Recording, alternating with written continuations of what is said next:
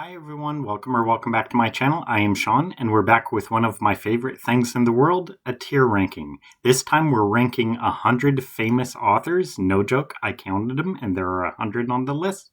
And we are ranking them from genius to loathe entirely.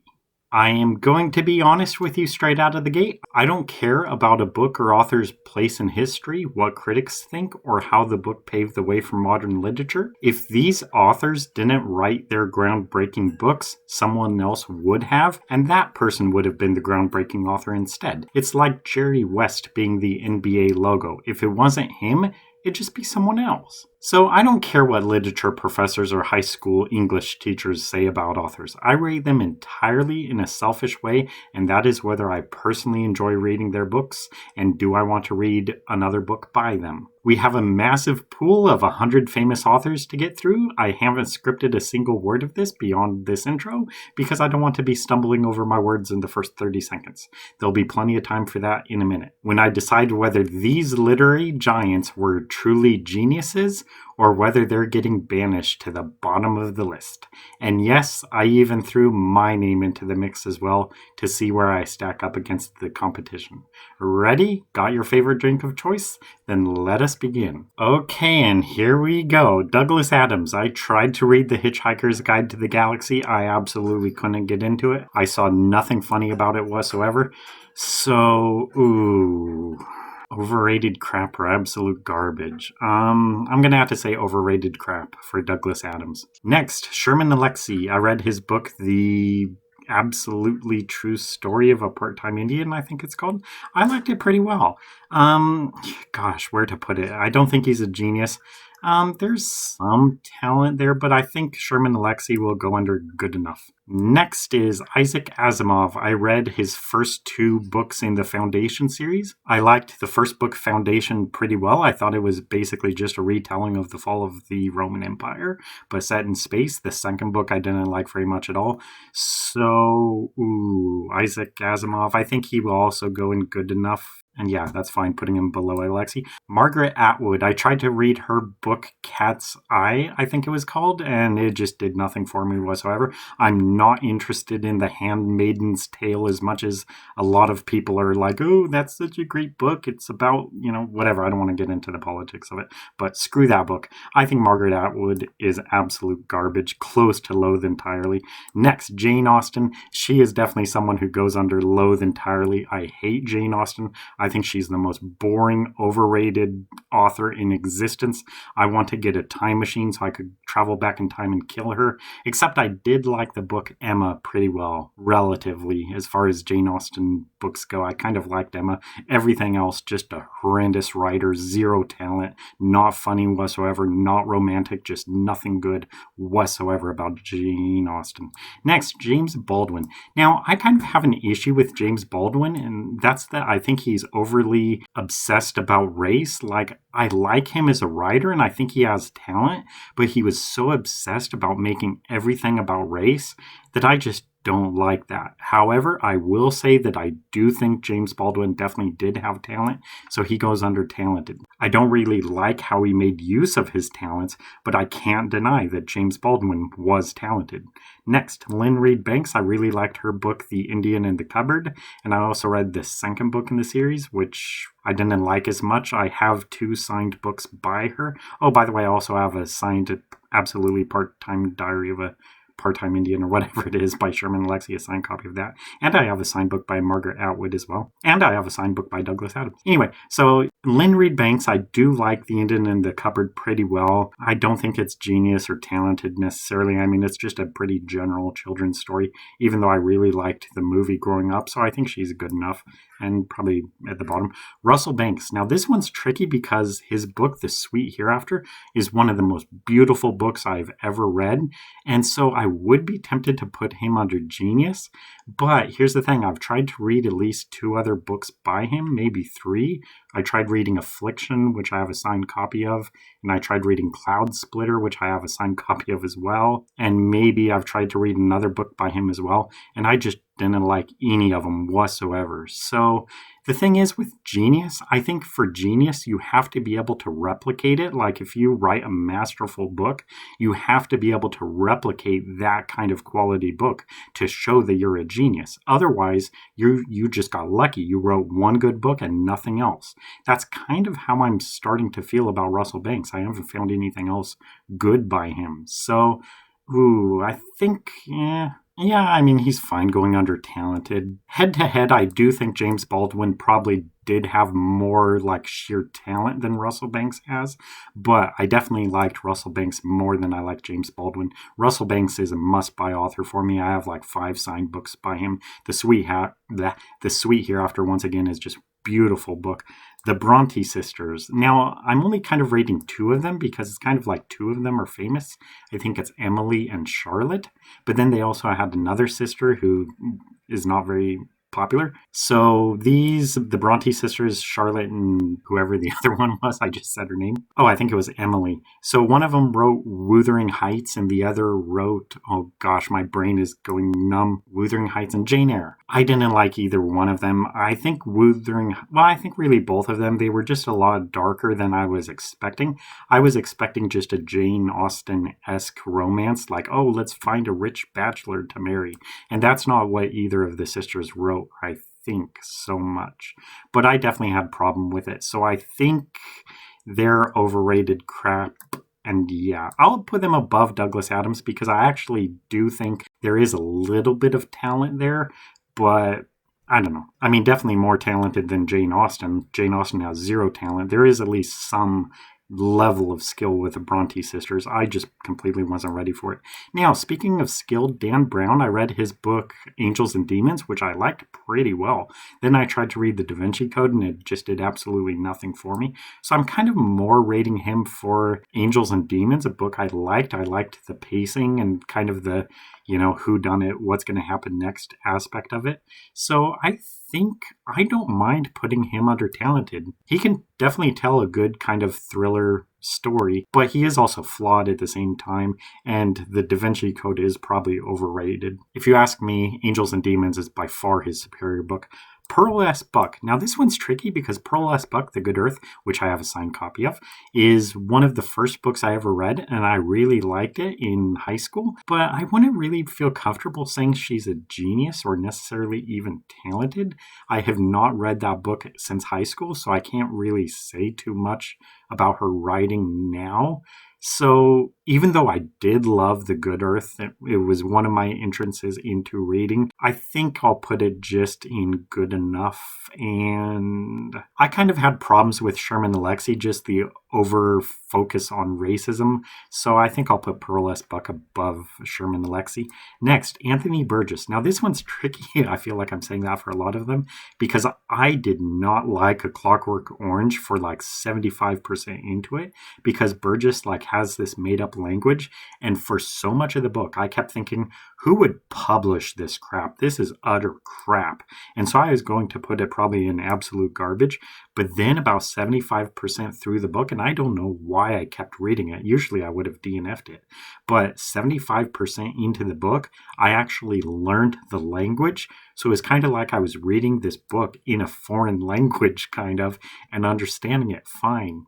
So it's tricky. Would I necessarily say he's talented? I don't really think so because I don't think it's very skillful to come up with the language thing that he did. I don't know. Just the same thing as Pearl S. Buck and some stuff. Some of these books I really did like a lot, but will I necessarily say Anthony Burgess is a talented or a genius writer? No, not really. So I think he goes under good enough, and I will put him, he could go in either one here. I'll put him below Pearl S. Buck. I do also have a signed book by Anthony Burgess, which is real nice. Octavia Butler. I do not like short stories much at all, and Octavia Butler was a short story writer, and of course, she's a science fiction writer and a woman, and that's just really unique. And also she was Black, so just a woman of color writer of science fiction stories. I mean, that's pretty rare. Most of the big name science fiction writers and stuff are going to be like white males. So I really liked reading her books. I read a collection of her short stories, but there was one story I really liked about like this worm alien thing that it's like these alien worms have like colonized the earth and they impregnate boys, human boys, and have the boys deliver their babies, which is really just a genius concept. I loved it. So, either talented or genius, but I think I'm going to go ahead and put Octavia Butler in genius. Just that whole concept. Alien worms impregnating human boys to have their babies. What a concept. So I really like Octavia Butler for that reason, and I think she is a very solid writer. So I really have nothing bad whatsoever to say about Octavia Butler. Next, Tom Clancy. Tom Clancy can be a little bit dry. He is very particular for his reading taste, like whether you'll like him or not. I thought his book, The Hunt for Red October, was one of the better written books I've ever read. Just the pacing of it and the tension of it, really good. And there's several other books he wrote that I liked as well, like Clear and Present Danger, and what's the one with like the Irishman? I think it's Patriot Games. I really like those books. So I'm gonna go ahead and put Tom Clancy in talented tier, and I'll put him above Dan Brown. Next is Suzanne Collins, the author, I think, of The Hunger Games, and I have a signed book by her. And I also have a signed book by Tom Clancy as well. For The Hunger Games, I definitely think The Hunger Games is quite overrated. I did like the second book, Catching Fire, a lot more, because the first book, The Hunger Games, is pretty much like Katniss is just like hiding up in a tree, nursing little wounds, and talking about pus and vomit. And it's just like, this sucks. And the whole relationship aspect in the book is just completely forced. Like, she doesn't really care about anyone else. And I just had no reason to root for Katniss. So I really didn't like the first book, The Hunger Games, very much at all. The second book, Catching Fire, I thought had much better pacing. And then the third book, Mockingjay, I think it's called, I just gave up halfway through because I just didn't care. So I don't really want to say it's overrated crap, so I'll say Suzanne Collins is flawed. Next, Stephen Crane. I just read his book, The Red Badge of Courage, which I tried to read in high school and DNF'd, and this time I actually read the whole thing. I thought it was okay, but not really great, especially with the passage of time. Like, there's been a lot better written stories about war, like The Killer Angels by Michael Shara? I don't know how to pronounce his name. So I thought like The Killer Angels is a far superior book than The Red Badge of Courage, but I thought he was okay. So I think actually Formed Sentences is a fine place for him, especially considering how I rank some other authors. Formed Sentences is a pretty generous ranking for my rankings. Michael Crichton, I really like a couple of his books very much. Jurassic Park, of course, masterpiece book, as well as Airframe, which is personally my favorite book by him. He's also done several other books I like pretty well, and then he's also had several books that I did not like at all. So I'm kind of thinking talented. Since I did like at least two books by him very, very well, Jurassic Park and Airframe, I think he goes above Clancy and Baldwin. And will I put him above Russell Banks? I'm not going to, because The Sweet Hereafter was just such a far more beautiful book where everyone on earth should read The Sweet Hereafter, but everyone does not need to read Jurassic Park or Airframe. I would like them to, but they don't have to. But The Sweet Hereafter, I would basically tell everyone, like, yes, you should read The Sweet Hereafter no matter who you are, no matter what your reading tastes are. So Russell Banks goes above Michael Crichton. Next, Clive Cussler. This was like my most influential writer. Oh, did I say I have a signed book by Michael Crichton? I also have like now I have like 5 or 6 or 7 signed things by Clive Cussler, including a handwritten letter to me, which is real nice, encouraging my writing. So I really like Clive Cussler. But the thing is, I kind of have to be, objective. So, I mean, I'm not going to say Clive Cussler is a genius. I don't really even too much want to say he's talented. I mean, he's good enough. I'm going to put him, I guess, in talented, and I'll go ahead and I do have to be subjective a little bit, and I'll put him above. Okay, I think that's good enough. For Clive Cussler, putting him between Michael Crichton and James Baldwin. The thing is, because again, Michael Crichton just has 2 books, Jurassic Park and Airframe, that are just spectacular. Cussler doesn't really have that one book where I would say like, ooh, definitely read this book. Even though I kind of have my personal favorites, they're largely kind of just the same. Roald Dahl, once again, this one's kind of tricky because I really liked 2 or 3 or actually maybe 4 of his books. Matilda, Charlie and the Chocolate Factory, his like memoirs, Boy, and Going Solo. I like them all pretty well. So I wouldn't really want to say he's a genius, even though once again, I think everyone probably should read Charlie and the Chocolate Factory just to read the original book. So Roald Dahl, I don't know really where to put him. I mean, he could go in anywhere, kind of like an upper talented tier. I would probably tell people to read Charlie and the Chocolate Factory before Clive Cussler, and I would still probably recommend Michael Crichton books above any Roald Dahl books, unless, of course, for children. Next, Philip K. Dick. I have a lot of problems with Philip K. Dick. I just don't like him. I like his premises pretty well. He comes up with a lot of interesting ideas, like, the Japanese and Germans winning World War II.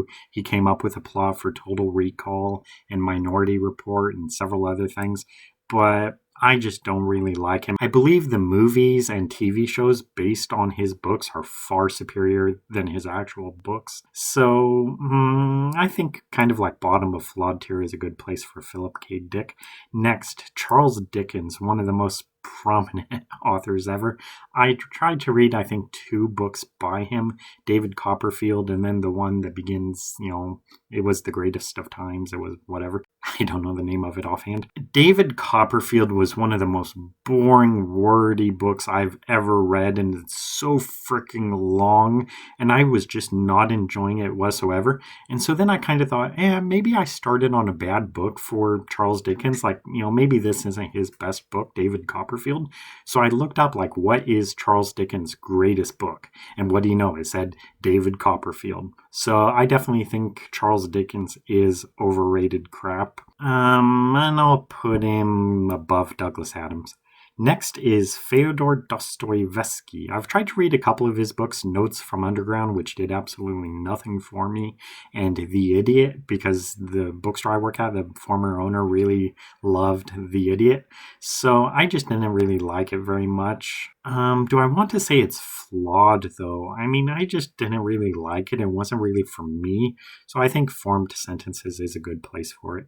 Next is Arthur Conan Doyle. And by the way, I'm like doing all of this, again, without a script or any kind of research or anything. I'm just going off, the fly or whatever. Arthur Conan Doyle, the author of Sherlock Holmes, I don't really want to say too much. I liked the first book. It definitely has problems. And I also read the second book in the series, the Sherlock Holmes series, and it had problems as well. So I definitely think he's a flawed writer. I do like him more than Philip K. Dick, though, and I would say I like him more than Suzanne Collins for the Hunger Games. So top of flawed tier for Arthur Conan Doyle.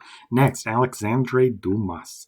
The Three Musketeers is once again one of the most boring books I've ever read. In that book, there's a scene where they need to return a necklace or something from England to France, and the whole trip is just pointless in the end, and it's just so freaking boring, and it's supposed to be one of the greatest swashbuckling adventures ever, and it's just such a boring book. And then I tried to read The Count of Monte Cristo because a lot of people praise that book, and I thought it was just so ridiculous, this guy's plan. He's going to come up with this elaborate plan and get in to high society and meet all of the people who wronged him and meet his old fiance face to face for multiple years, I think, just trusting that no one will recognize him. It's so freaking stupid. So I just have to say, I think Alexandre Dumas is overrated crap, and I'll put the Bronte sisters above Alexandre Dumas, just because I would be more willing to give the Bronte sisters a closer look. But Andre Dumas, I really have a pretty good impression of what his books are like, and they're just not very good. William Faulkner, speaking of not very good, William Faulkner easily goes to the bottom, either in absolute garbage or loathe entirely. Really could go in either one. I would probably have to say, though, that I would put him in Loathe entirely, just because I do not like William Faulkner. I think he is so freaking overrated. I've hated every single book by him that I've tried, and I've tried reading like all of his prominent, most famous books, and they all suck. So William Faulkner just had zero talent, nothing good about him whatsoever. Just awful writer, nothing good about him whatsoever. Loathe him entirely. F. Scott Fitzgerald, same thing. I mean, I tried to read The Great Gatsby, just a stupid, boring book. And then I tried to read Tender is the Night, and it was just doing absolutely nothing for me. So he could really go in anything. Overrated crap, absolute garbage, loathe entirely. I would be more willing to try to give Douglas Adams another read. I'm not interested in reading Margaret Atwood. So I think F. Scott Fitzgerald will go in absolute garbage, and I'll put him above Margaret Atwood. Just because, like, Tender is the Night, I was able to read more of that than The Great Gatsby. So, I mean, maybe one of his books, F. Scott Fitzgerald, maybe it's not too bad. I don't know, maybe he has a decent book in him, but it's not The Great Gatsby, and it's not Tender is the Night. Next, Ian Fleming, the author of the James Bond books. I think Ian Fleming, he's just way overly descriptive, and I do not like that, where he'll just spend, like, pages talking about James Bond's clothing and his food and what he does in the morning. Like, in the morning, James Bond had breakfast, and in the afternoon, James Bond did this. And that's another thing. He always says James Bond. He doesn't just say Bond. It's always James Bond, James Bond, James Bond, every single sentence. So, I would put him under flawed. I mean, if you could get rid of the over description and if you could get rid of the repetition of James Bond, he might even go into like formed sentences tier. But since a lot of people do kind of talk about, oh, he's such a good writer, it's so descriptive, you know, the books are so detailed. I don't think so. I think it's overrated crap because it's just a bunch of description about stuff I do not care about. So I'm going to put him below the Bronte sisters. Well, I don't know, because I have read pretty much every James Bond book. I'm going to go ahead and put him above the Bronte sisters, but I will say that I think the Bronte sisters have more talent than Ian Fleming, and I am more willing to try giving the Bronte sisters another read. But in terms of what I actually enjoy reading, I enjoy reading Ian Fleming far more than that. In fact, I enjoyed reading Ian Fleming more than Philip K. Dick. I enjoyed reading him more than Suzanne Collins. And I would probably say I enjoyed reading him more than Arthur Conan Doyle.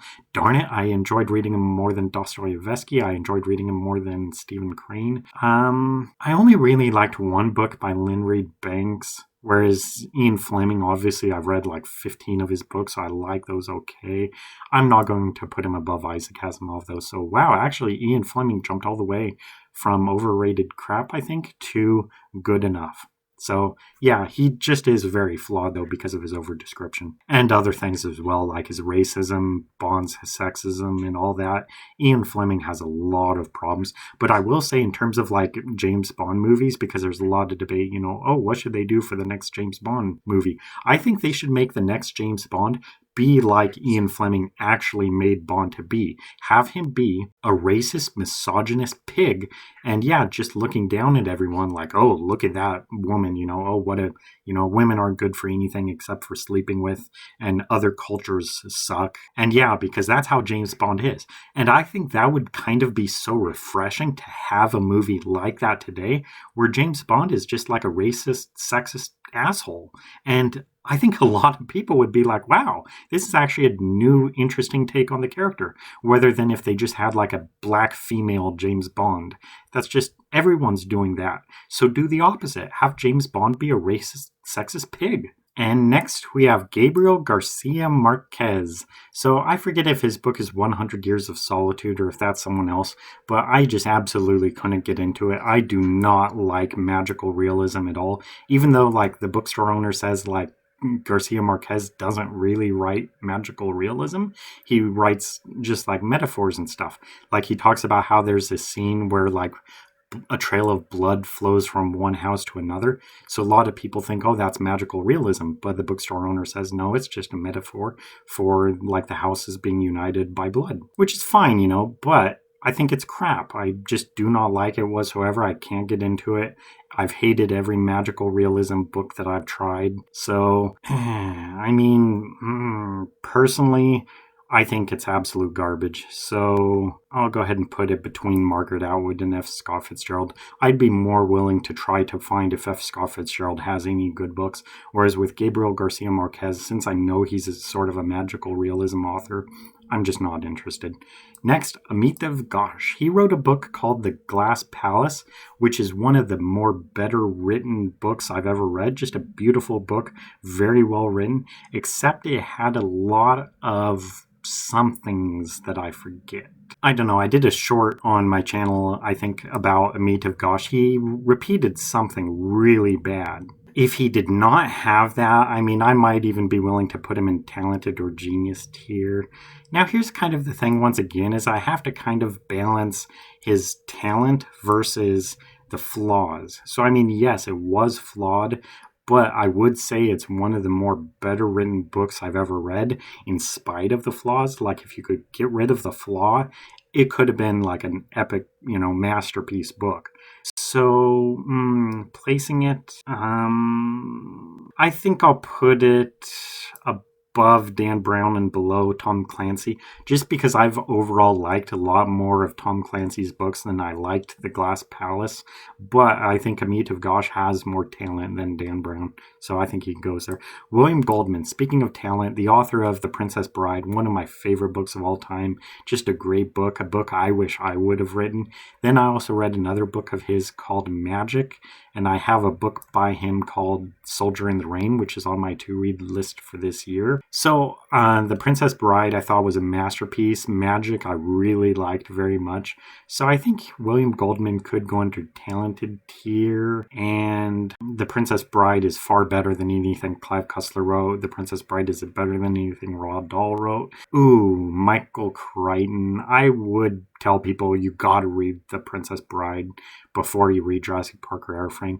Russell Banks. Ooh, now this one's really tough, The Sweet Hereafter. I think I'm going to go ahead and put The Sweet Hereafter over William Goldman and The Princess Bride, because The Princess Bride does have one major flaw, and that's that like the first 15 or 20 pages are about this guy trying to track down this book, and it was just pretty slow, boring beginning, whereas The Sweet Hereafter is just perfect all the way through. So The Princess Bride does have a little bit of flaws. Next, Graham Greene. Speaking of flaws, I've liked most every Graham Greene book that I've tried.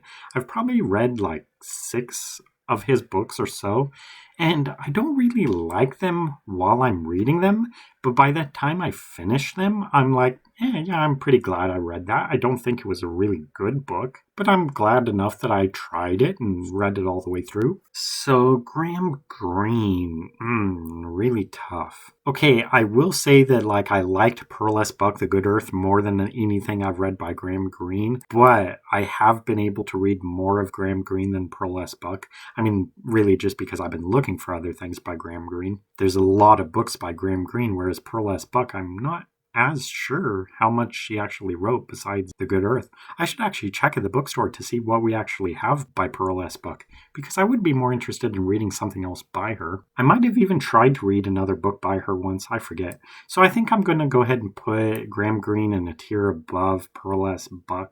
Dan Brown or Graham Greene.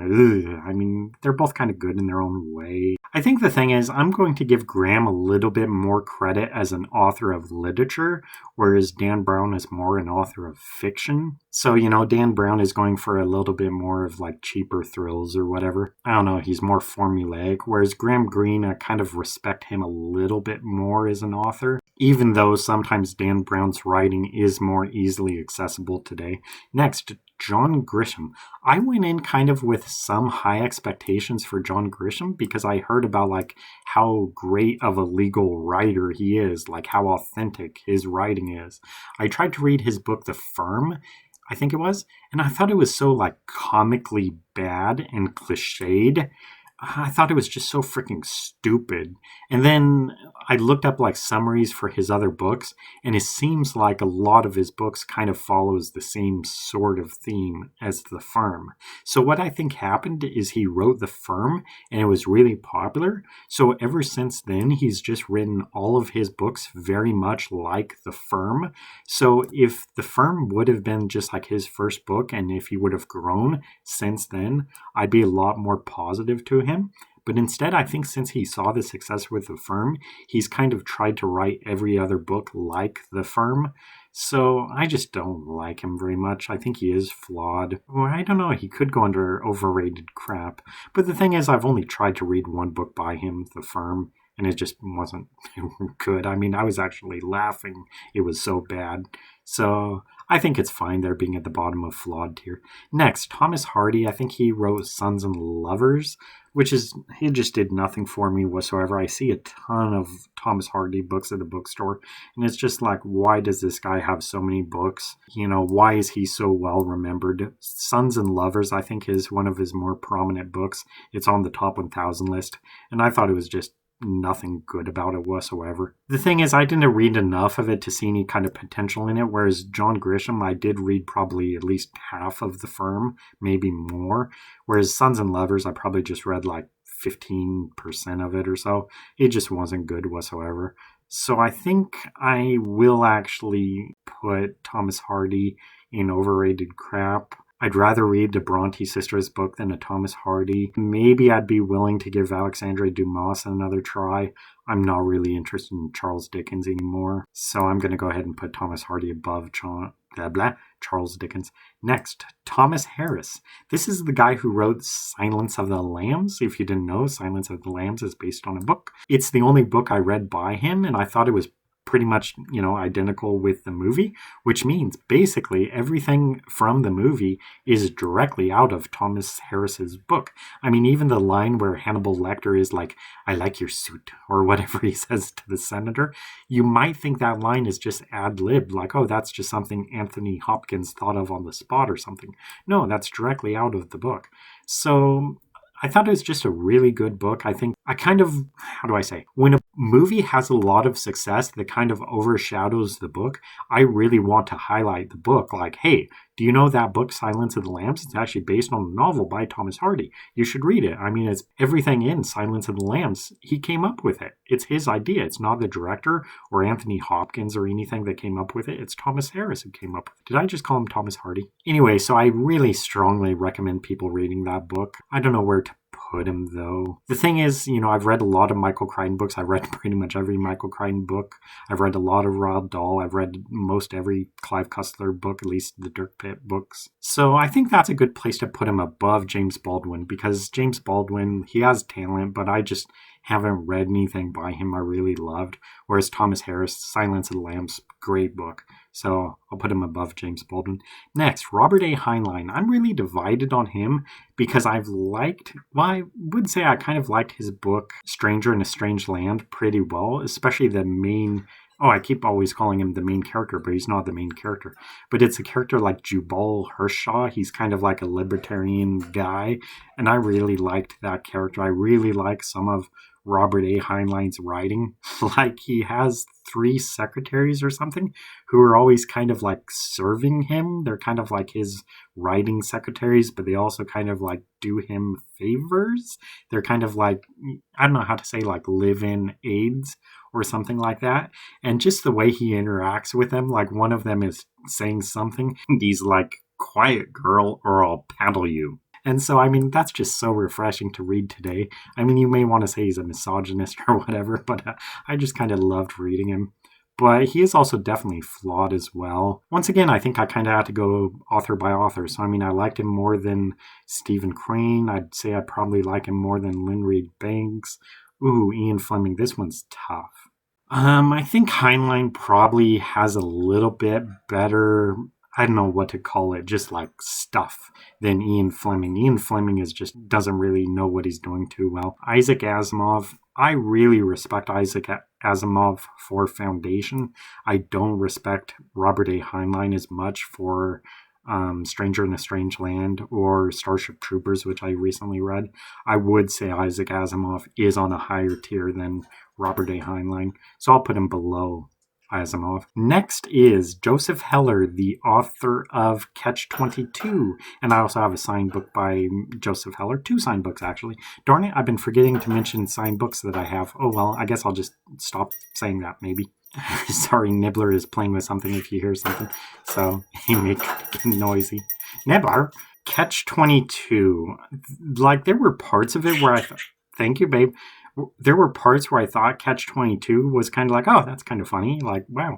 Like, for instance, I think this guy is at war. I think it might be World War II. And he, like, goes to see a psychologist or something. And he's like, I think people are trying to kill me, doctor. And the doctor's like, why do you think that? And he's just like, well, I forget how he says it exactly, but he's like, I go out to fight in the war and there's like people trying to kill me. So it's like that kind of motif, like, oh, I think someone's stalking me. I think someone's after me. I think someone's trying to kill me. But he's saying that in terms of like the war, or at least that's the way I read it. Nibbler, I can't think. So there were parts of it that made me laugh. But then what would happen is everything I would read, it would basically be the same rehashed jokes. So it was really disappointing because I was thinking like at the start, like, oh, this sounds very fresh. This sounds actually very funny. But then his humor stayed the exact same attempts at jokes, just telling the same joke over again and thinking it would work a second time and a third time and a fourth time and a 16th time. So it was definitely flawed. I think I'm okay putting it at the bottom of flawed tier. I liked it more than The Firm. The thing with Philip K. Dick, I at least give him credit for coming up with so much stuff like Blade Runner, Minority Report, Total Recall. Whereas Joseph Heller, even though Catch-22 is a real famous book, I've never seen any movie about Catch-22.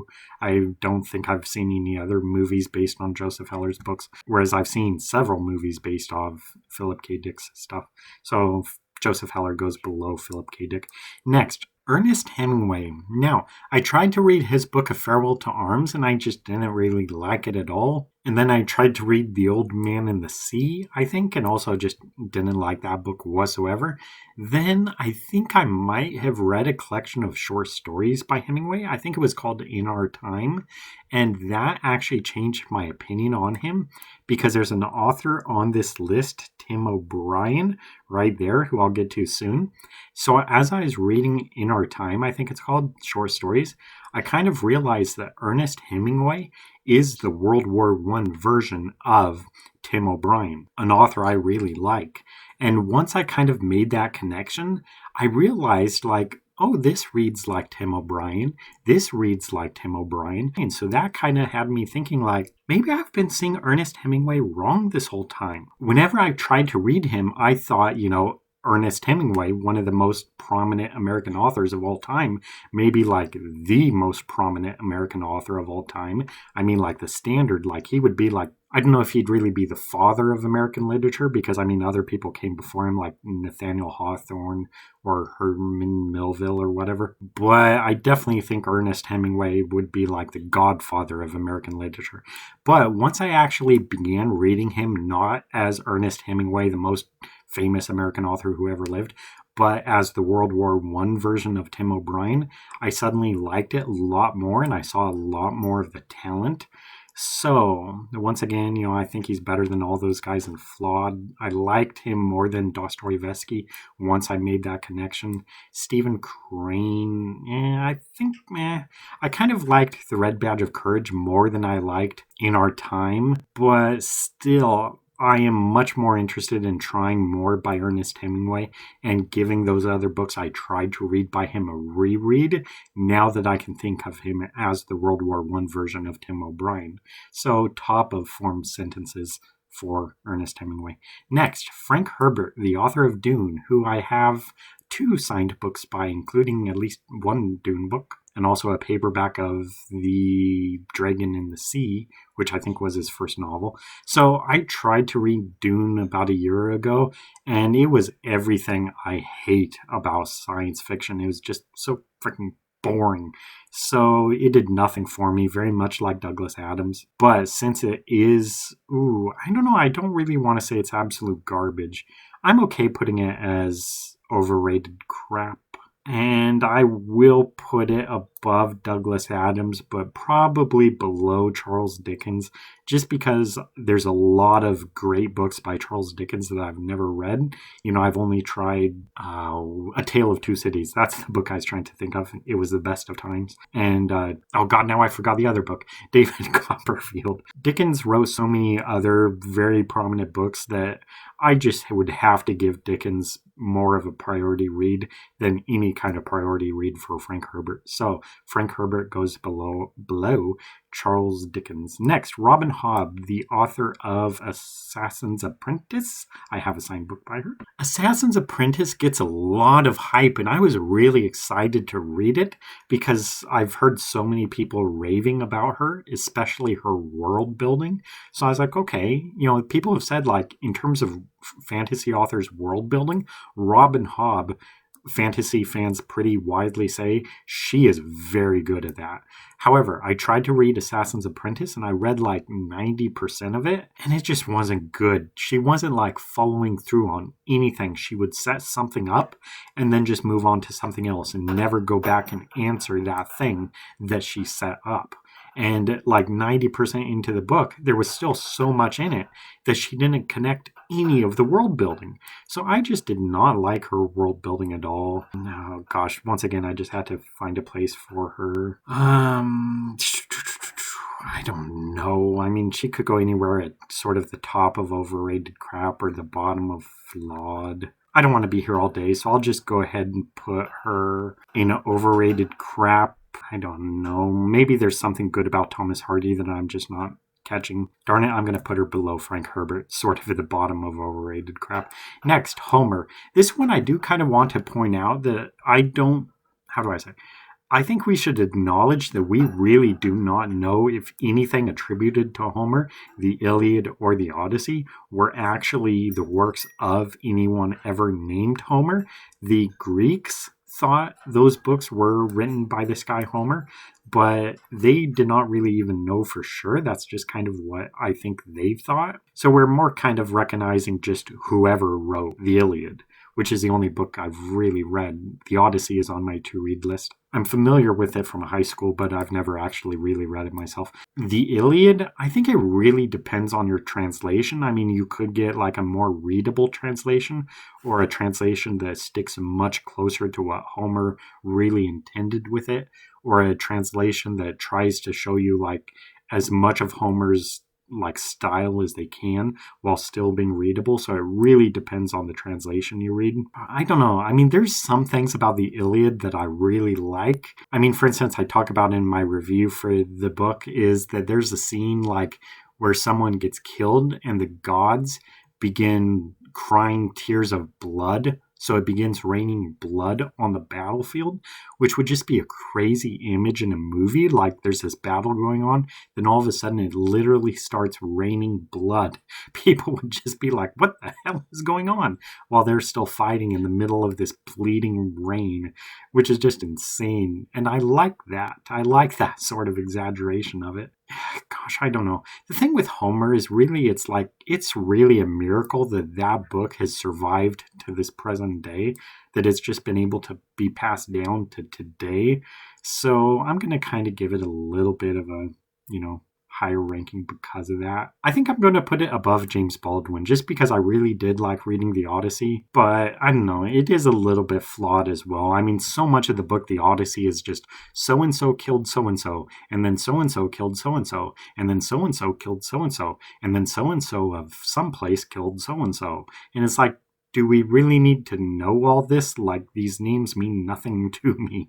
So, I mean, there's flaws with the Odyssey. Next, not the Odyssey, the Iliad. Next is Colleen Hoover. So I have not read a single word of Colleen Hoover. I am more just rating that I have to look at all of her books in bookstore aisles and stuff. I'm so sick of her. I think she's overrated crazy way, just because it's like every single book in the bookstore is a Colleen Hoover book, and there's like a million of her books in the aisle. It's like, Why do you need all these books? I was actually at Target one day, and I was, of course, browsing the book section, and there was like a cute girl there with her boyfriend, and she was like, "Oh, this is my favorite author." And she pulls the book out, and it's a Colleen Hoover book. I wanted to tell the guy, her boyfriend, I wanted to tell him, you could do better than her. But I didn't, but I wanted to so bad. I was just like, that's what I was thinking. Just, oh my God, my guy, do better than her. Leave her. Dump her. You don't want to have anything to do with her. Major red flag that she likes Colleen Hoover. So, ooh, I don't know. I mean, I do loathe Colleen Hoover, but I'm going to go ahead and put her in absolute garbage. And I'll put her above Margaret Atwood just because I really do not like Margaret Atwood because of politics. I think Margaret Atwood is a. Yeah, I'm not going to finish that sentence. Next. Oh, this is me. Okay, so I thought it'd be kind of funny since I'm rating all these books to actually put myself on the list. Like, where would I really rank myself? So I'm going to try to be as objective about this as I can. So my book, German Derelict, that would either deservingly get me loathe entirely or absolute garbage. German Derelict is an awful book. I am always apologizing for it. I am always saying how bad it is. I cannot say that I'm overrated crap because I'm not even rated. I'm unrated. So I'm definitely not overrated. So I don't belong in that tier.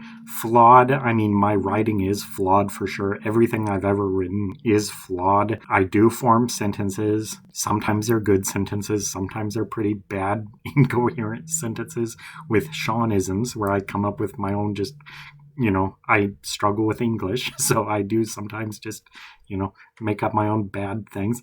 I mean, some of my books are good enough, like, I don't know, Waiting for the Rain. I mean, it's a cute little story. It's very flawed for sure, but I mean, it's still kind of a cute story. Talented, that's fine. Genius, I definitely think I do have some genius characteristics, but in terms of where I'm actually going to put myself, I think, let's see here. I'm going to put myself below Thomas Harris in talented tier because Thomas Harris did write The Silence of the Lambs, which is a great book, which has already been made into a movie, real good movie.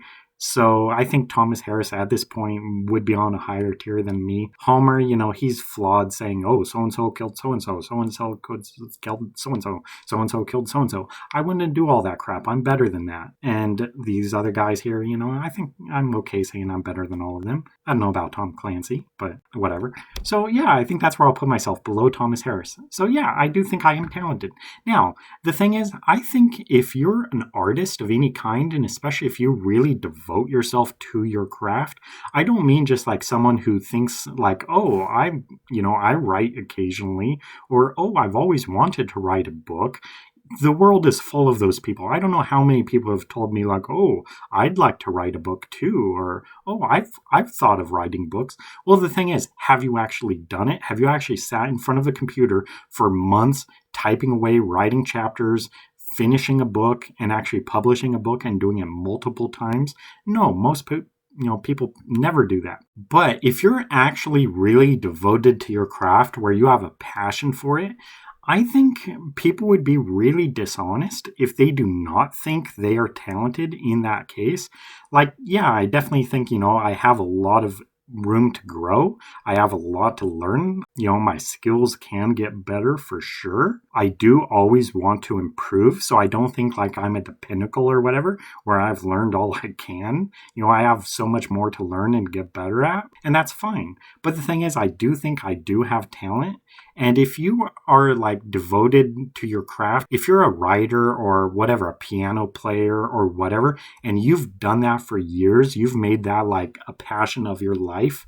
If you seriously don't think you're talented or that you think you do not have skill, then why are you even doing it? If you do not respect your own work, why should other people respect it? And then I just don't really buy like sort of fake humility where people would be like, oh yeah, I'd never say I'm talented. I'm not that arrogant to say that. I don't know. I think that's kind of just BS. Like, seriously, you think you're no good at this? Then why are you doing it? So I think if you're an artist, once again, if you're like actually devoting yourself to your craft, where you spend either hours a day or like hundreds of hours in your life or years working at it, yes, you should be able to have confidence enough to say, I think I have some talent. I think I do produce some pretty good things. Yes, there are other people who are a lot better than me, and there are a lot of people who are way famous than I'll ever be. But you still think, hey, I at least have some level of talent in what I'm doing. So yeah, I think I am talented. Next, Victor Hugo. I tried to read Les Miserables.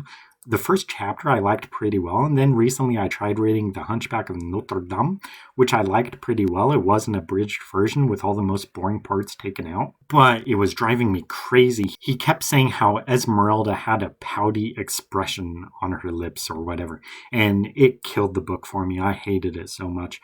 So, I don't really want to say Victor Hugo is overrated crap, so I think I'll put him under flawed. I'll put him above John Grisham. I'll put him above Joseph Heller, above Philip K. Dick.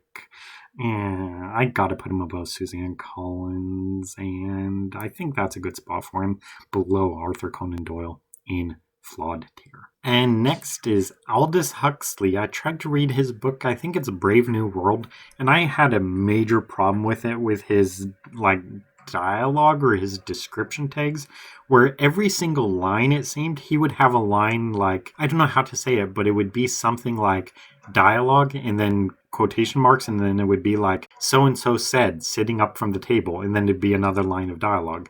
And then the next line would be, a line of dialogue, then the next line would be narration saying like whatever, someone opened the door, and then it'd be dialogue, and then the next line down would be dialogue, and then there'd be like a comma, and then there'd be a line of narration like, opening the fridge, and then dialogue. He did that for almost every single line. It was so incredibly annoying that I only was able to read like 10 or 15 pages of his book, and I was like, this is crap. So Aldous Huxley, who right there, the first name that jumped out at me was Robin Hobb, because I did read most all of Assassin's Apprentice, so I think I liked it more than Aldous Huxley, and I did read more of Brave New World or whatever it is than Douglas Adams, so I think that's where it goes in overrated crap at the bottom, between Robin Hobb and Douglas Adams. Next, Kazuo Ishiguro. I think I read a book by him. Oh, I don't know the title offhand, but it's something about like a butler or something, and I didn't really like it very much at all. It was a pretty boring idea for a book, but I do think Kazuo Ishiguro definitely did have talent, or does have talent. I think he's still alive. I don't know. But yeah, just reading the book, it's kind of like I recognized he has talent, but it wasn't really my favorite book ever at all. I mean, I didn't even finish it, I think. I'm pretty sure. But I did recognize he had talent, so I think I'm going to put him at the bottom of talented tier. But I will kind of make a note that I did not read too much of his book. So, I mean, maybe he has real good talent, and maybe there's other books by him that are phenomenal. Not so much the one I read, or maybe I just didn't give it enough time, or maybe I just didn't quite understand or appreciate it enough. So yeah, I think bottom of talented is a good spot for him. Next is Shirley Jackson. Oh, I forget what the book she wrote was called that I read. It just did absolutely nothing for me. I can't say it's overrated crap, so I probably just had to put it at the bottom of flawed. Just don't really remember much of anything about it, except I didn't like it. Next, Henry James. So I read a couple of his books. I read or tried to read Portrait of a Lady, and also the Aspirin Papers, which is a collection of short stories by him, I think.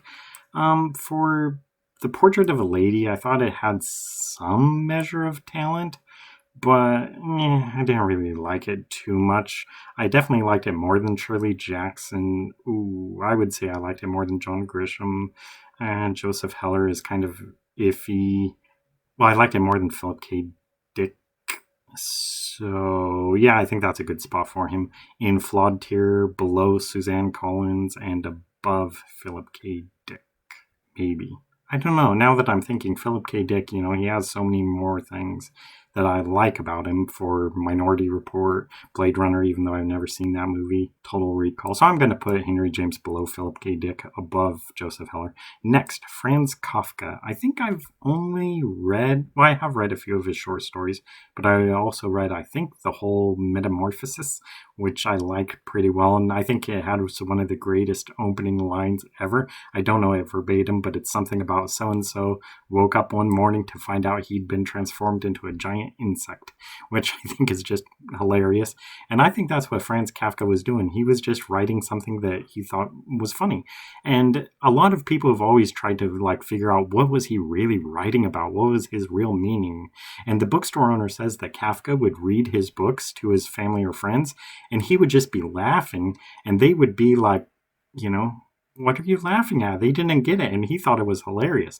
And reading his book, The Metamorphosis, I agreed. I saw what he was doing. He was just having fun with it. He was just telling a funny story. But a lot of people take it really seriously, what is he really trying to say? Why did this person really turn into an insect? What is he really getting at?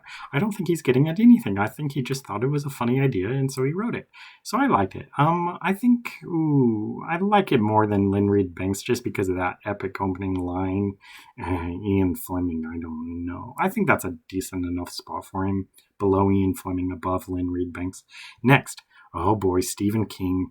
I do not like Stephen King as a person and as a writer. I think he's grossly overrated. I think all of his books are easily 500 pages too long, even the books that are 500 pages. He's just so freaking wordy. I think he's not as funny as he thinks he is. I think he's not as good as he thinks he is. I mean, I know he's sold how many millions of books, so obviously people think he's pretty good. I don't know. I just don't like him as a person, and I can't decide whether I think he's a good writer but a poor storyteller, or a poor storyteller but a good writer. But I definitely think he's overrated. I don't want to say he's absolute garbage. I mean, I know Stephen King does have some measure of talent, whether it's as a writer or as a storyteller, but way too many words, not nearly as funny as he thinks he is, not nearly as good as he thinks he is, way too wordy. So I think probably overrated crap. Oh, but the thing is, I didn't like Shirley Jackson. I think what I want to distinguish here is that Shirley Jackson, even though she's higher than the Bronte sisters, I think the Bronte sisters have far more potential and talent than I recognized from Shirley Jackson. But the thing is, Shirley Jackson didn't trigger me as much as the Bronte sisters, where the Bronte sisters actually made me think this is bad. Whereas Shirley Jackson, it was just this isn't good. So this isn't good is better than, this is bad, which I got from the Bronte sisters. So that's kind of why I put Shirley Jackson above the Bronte sisters in flawed tier rather than overrated, even though I think there's more talent with the Brontes than with Shirley Jackson. So, I kind of have to consider that. This is really difficult. I just don't want to put Stephen King in flawed tier, so I'm going to put him below the Bronte sisters. Alexandre Dumas, The Count of Monte Cristo was a little bit better than Three Musketeers. I can't say anything Thomas Hardy did is better than Stephen King, so I think that's a good spot for him. Below and Alexandre Dumas in overrated crap. That's where Stephen King goes.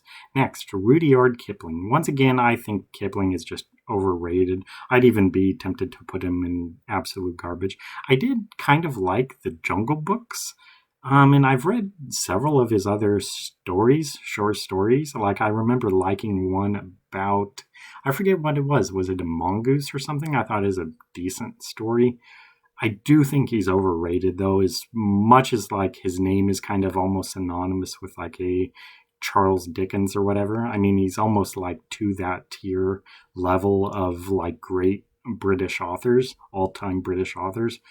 In that aspect, I do think he's overrated, but I don't think he's really necessarily overrated crap. If I just read his book, I'd think, it's okay. It's not very good, but it's not necessarily complete crap. I don't know who exactly down here would fit for that. Charles Dickens, just complete crap. I think Kipling, he's just not really that good. Nowhere does he deserve the reputation he's got. So yes, he is overrated for sure. I'm gonna put him in flawed, though I liked the Jungle Books and the Mongoose Story more than Shirley Jackson. I probably liked it more than John Grisham. I would go ahead and say I liked it more than Joseph Heller. I think I might possibly have even liked it more than Henry James, even though I think Henry James might have had a higher ceiling than Kipling had. Still, I'll put Kipling above Henry James, below Philip K. Dick. Next, Jhumpa Lahiri. This one's kind of tricky because I don't like short stories, which Jhumpa Lahiri writes, but I think she's a very talented short story writer. Really have no problem with her whatsoever. As kind of There was another author like that where I had no problem. Oh, I think it was probably Octavia Butler, where I just cannot say a bad thing about her. Jhumpa Lahiri, just overall really solid. She's really talented at what she does. I don't really feel tempted to read anything else by her, but I recognize, like, okay, she has talent. So I think I liked her more than Kazuo Ishiguro. I want to say I liked her more than Dan Brown, though. Angels and Demons, really good book. Jhumpa Lahiri, even though I liked it well enough as far as short stories go, I actually enjoyed reading Angels and Demons. So Jhumpa Lahiri will go below Dan Brown, ahead of Kazuo Ishiguro in talented tier. Next, John Le Carré, and I have a signed book by him. Now, reading John Le Carré, I didn't really too much know what to expect, except that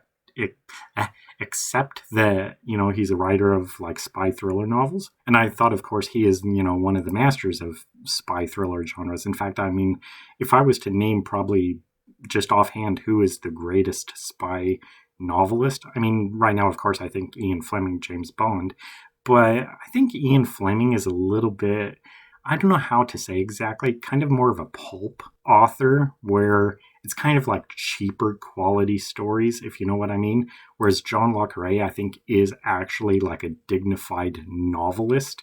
Whereas Ian Fleming is kind of more of like a guy who would write for, kind of like risque magazines or whatever, like to publish stories for them. But John Le Carré, I think he is more of a serious literary author. And reading his book, The Spy Who Came In From the Cold, it actually gave me major vibes of Clive Cussler, one of my favorite writers ever. Just the writing style, reading John Le Carré, I just realized, like, this reads exactly like a Clive Cussler book. Just not so much his plot necessarily, but just kind of his writing, his pacing, his description. All of it seemed very Clive Cussler-esque to me. So even though I think Clive Cussler was more inspired by Alistair MacLean, that's the one Cussler said was his main inspiration, I see a lot of John Le Carré in Clive Cussler. And I like Clive Cussler, so that kind of made me like John Le Carré as well. I did have problems with that book, The Spy Who Came In From the Cold. But I liked it well enough. I definitely think he does have talent for sure.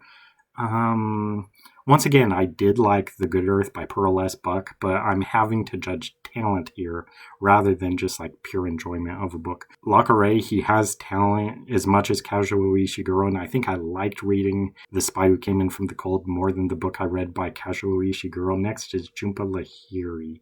This one's tricky. Would I put Jhumpa Lahiri below or above Jean Le Carré? I think what I would... I don't... but then I don't want to put Dan Brown above John Le Carré. I'm thinking kind of either above or below Graham Greene.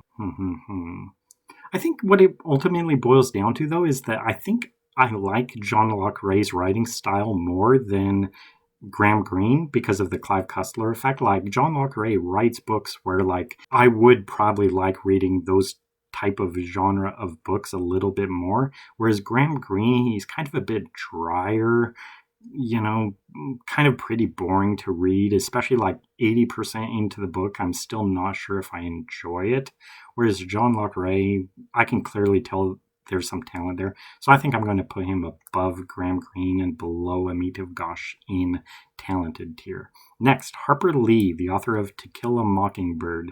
So I thought for a while that my view of To Kill a Mockingbird is that it was actually a deserved classic.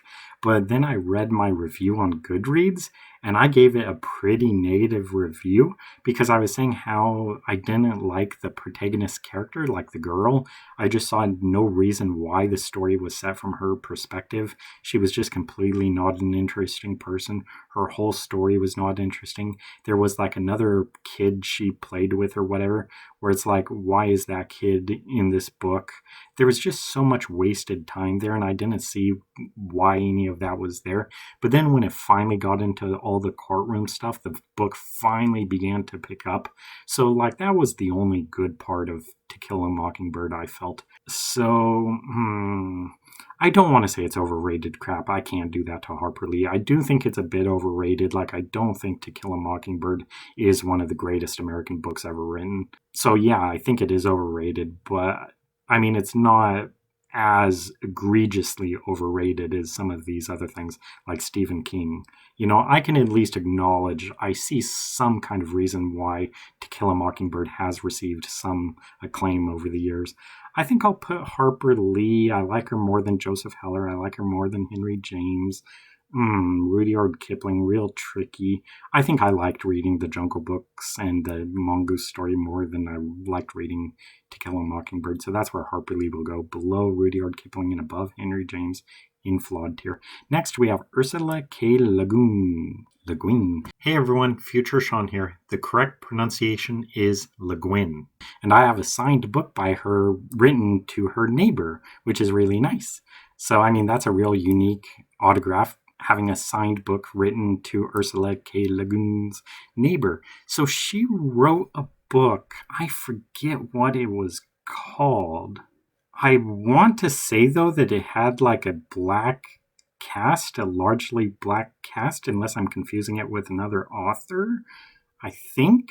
But I think I liked it pretty well. I had issues with it. I better double check what book that was. Ursula K. Le Guin. See what that book was. Make sure it's the right book. Earthsea. Yeah, A Wizard of Earthsea. So that is the right book. It has a largely black cast, and there's other things about the book I really liked as well. I have a review of it somewhere on my channel, and there were parts of it I really liked, but a lot of the world building I thought was just not good. So it was very flawed for sure. I cannot say it's overrated crap. I think there is some level of talent there, and I really commend her for writing a story with a diverse cast for a fantasy book, a racially diverse cast for a fantasy book. And she did that in the 1960s before it was popular to do that. So I think I liked her more than Harper Lee. I would go ahead and say I would respect her more than Kipling. I think I'm going to respect her more than Philip K. Dick, because Philip K. Dick, even though he did more things that I like Total Recall and some other stuff, I think I have to respect Ursula K. Le Guin more for that, for the diverse cast and all of that. Some other things about Earthsea that I liked. Suzanne Collins, real iffy. I'm going to go ahead and put Ursula K. Le Guin above Suzanne Collins. Victor Hugo. Why not? I'm going to put her above Victor Hugo. So she goes below Arthur Conan Doyle and Victor Hugo in flawed tier. Next, C.S. Lewis. I tried to read the Chronicles of Narnia, and I tried to read, I forget what it's called, Perlandia or something, which is just so completely stupid. These people go to Mars, and it's completely fine. They can breathe on Mars and all this stuff. And it's did you seriously think, humans could simply live on Mars? Did they really believe that in C.S. Lewis's time? But also just with the Chronicles of Narnia, it's so freaking stupid. There's a video, I think it's on YouTube, of a girl who's comparing, it's C.S. Lewis sitting down to talk with J.R.R. Tolkien. Yeah, J.R.R. Tolkien, about his ideas for the Chronicles of Narnia. And it's just a really great video. So hopefully you guys can look that up. Maybe I'll try to reference it up here or something. I love that video a lot. And it perfectly encapsulates my views on C.S. Lewis. I think he's absolute garbage baby. So where to put him? I mean, honestly, I would rather have books with Colleen Hoover than C.S. Lewis. I just can't stand C.S. Lewis, but I also cannot stand Margaret Atwood. So I'm going to go ahead and put C.S. Lewis above Margaret Atwood, below Colleen Hoover in absolute garbage. Next, Jack London. Jack London wrote, I think, two of my favorite books of all time, The Sea Wolf and White Fang. Great books. I liked a lot. He also wrote some other stuff I liked pretty well, like The Mutiny of the Elsinore, I think it's called. I really didn't like it for much of it. It was pretty slow. But then, like at the end, it was so anticlimactic that I actually kind of enjoyed it. So I don't know. I do kind of like Jack London a little bit, but he had one book called Jerry of the Isles where he repeatedly uses the N word. And I think he used the N word in some of his other books as well. But in Jerry of the Islands, it was just so repetitive, the N word in that book. It completely, like, forever turned me off to Jack London. But I think I'm going to go ahead and put him in good enough tier. I think the Seawolf and White Fang are better than anything Ian Fleming did. I'd probably say they're better than anything Heinlein did. Asimov, that's really close.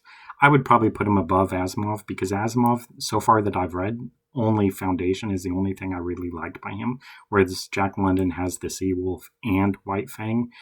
Sherman Alexie, the only thing I liked about him was the absolutely part-time Diary of a Part-Time Indian. Gosh, I'm flubbing that title so much this video. So Jack London goes above Alexie. Anthony Burgess, alls I've read is A Clockwork Orange. So this one's tricky. I mean, I think Jack London could go above Burgess just because I've read two great books by him. Pearl S. Buck, once again, I've only read one good book by her. So Jack London goes to the top of good enough tier. Next, Sarah J. Maas. I tried to read Throne of Glass, and I may have tried to read another book by her as well. I have a signed book by her. I think it's a Catwoman book, potentially, and I just didn't like it at all. I didn't like the Throne of Glass either. And what I hated about that, among other things, is so much of the start of the book is like this character, the protagonist, is like this great female assassin, and the whole time she doesn't even do anything. It's like she's only concerned about, like, oh, my nails are dirty, and she's just like, oh, I could stab this guy in the eye if I wanted to, but she doesn't actually do it. Like, if she actually did that, and if she actually did something that made her look like a badass, I'd be like, okay, she's pretty cool. But all she was just like, oh, my hands are dirty. I could stab you if I want to, but I'm not going to. Just completely absolute garbage, overrated crap, loathe entirely. It could be either one of these. I don't even know where to begin. Honestly, I don't like seeing Sarah J. Maas books on shelves. How do I say? I would rather see C.S. Lewis books on the shelf than Sarah J. Maas. Margaret Atwood, ooh, I don't like her either. I mean, these are both awful. I'm almost tempted to put both of these in Loathe Entirely. In fact, I think I'm going to do it. I'm going to put Sarah J. Maas at the top of Loathe Entirely and Margaret Atwood right after her in Loathe Entirely. The main thing I really do not like about Sarah J. Maas, every book she does has a title like The Blank of Blank and Blank. And now every single freaking book in the world is titled like that. The Heart of Clay and Stone, The Kingdom of Butter and Garlic, The Prince of Darkness and Light.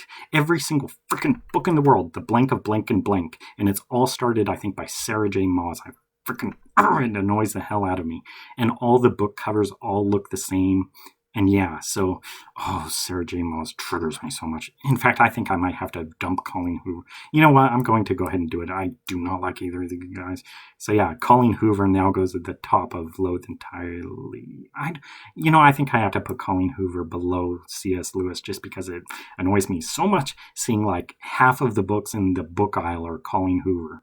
And you know what? I think I would actually respect Sarah J. Maas's books more than Colleen Hoover, because Colleen Hoover to me is just like formulaic. Every book is the same, just like a pure romance book. Sarah J. Maas at least writes fantasy which I think that's more creative, at least she's trying to do something more creative rather than just, here's the book about my boyfriend, which is Colleen Hoover. It's just completely skippable. So I'd rather try Sarah J. Maas than Colleen Hoover. So yeah, I think that's a better ranking.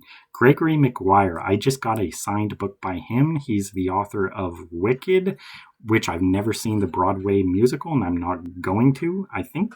Yeah, I'm not going to watch it. Unless I have like a girlfriend or something that makes me watch it. The things I'll do for love. But I really do not like the idea of the Wicked series. I did a deep dive review of it. I'll try to post it at the end of this video if you guys want to give that a look. I do not like it at all. I don't really want to say it's absolute garbage, I think. Overrated crap. I think I'm going to have to put in absolute garbage because I really actually detest what he does in that book, what he does with The Wizard of Oz. Like, fundamentally, I do not like it. And that's different than just like thinking, oh, this person is overrated.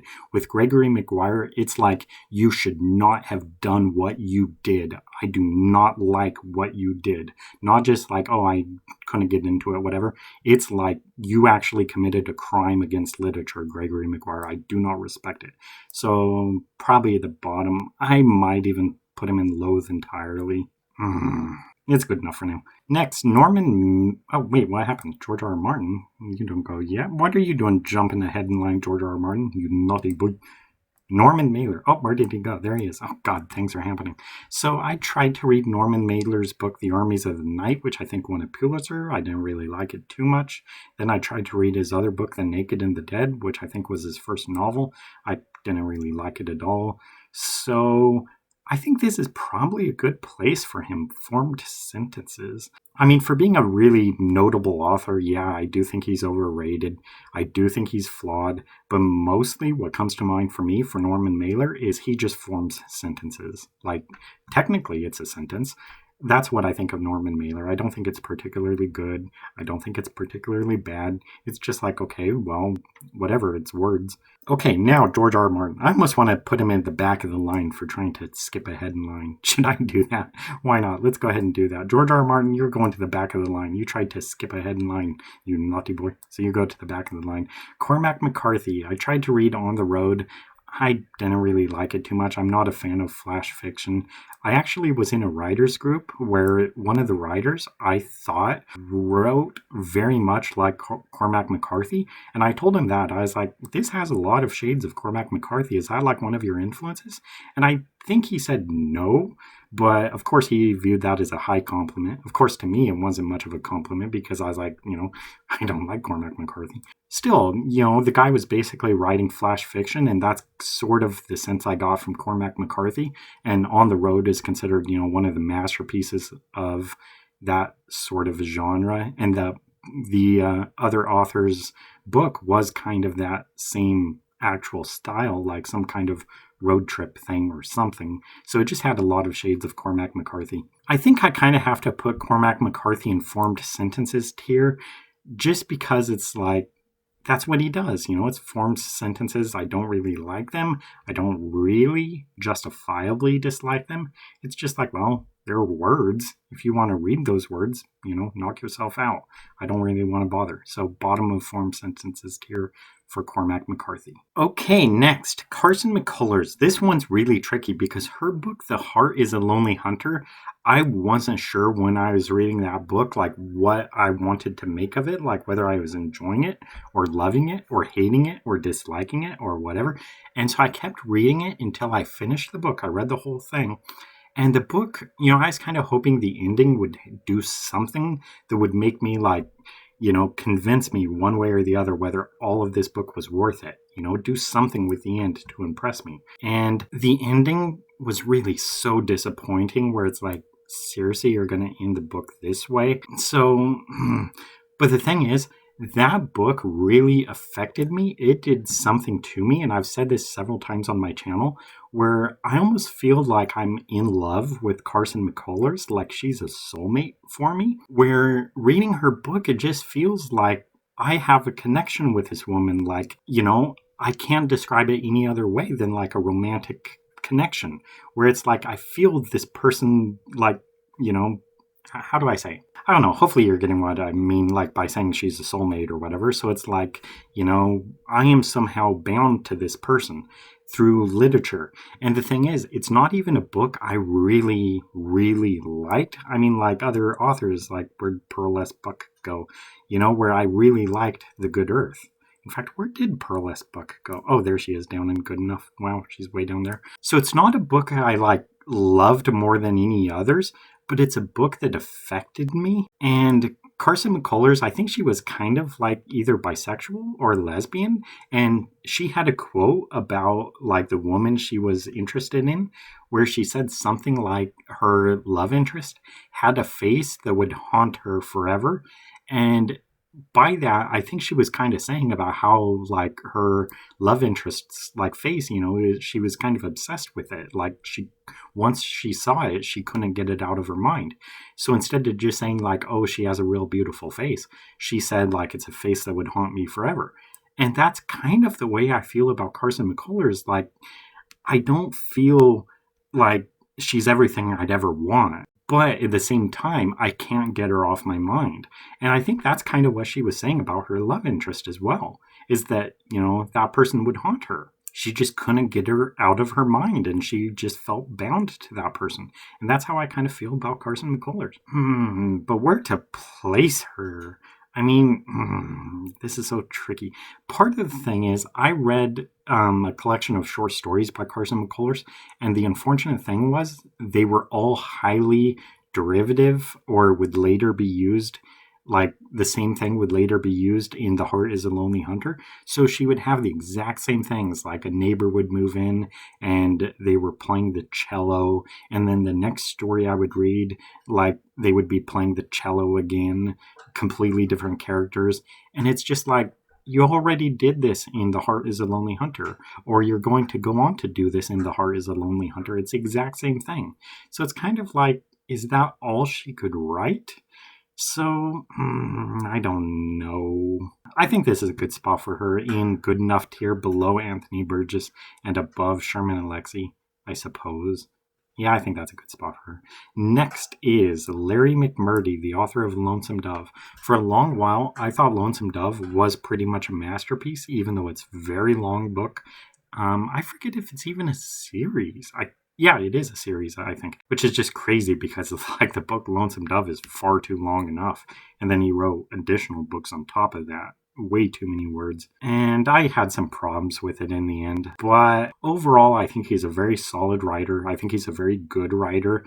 I think he just used too many words, just like Stephen King. But Larry McMurdy's words and stories are actually good. He combines good writing with good storytelling, something Stephen King completely doesn't do. So I think I might bump him all the way above this Sean Holt guy because Lonesome Dove is a masterpiece. I mean, it's a lifetime achievement to write that big of a book and that good of a book.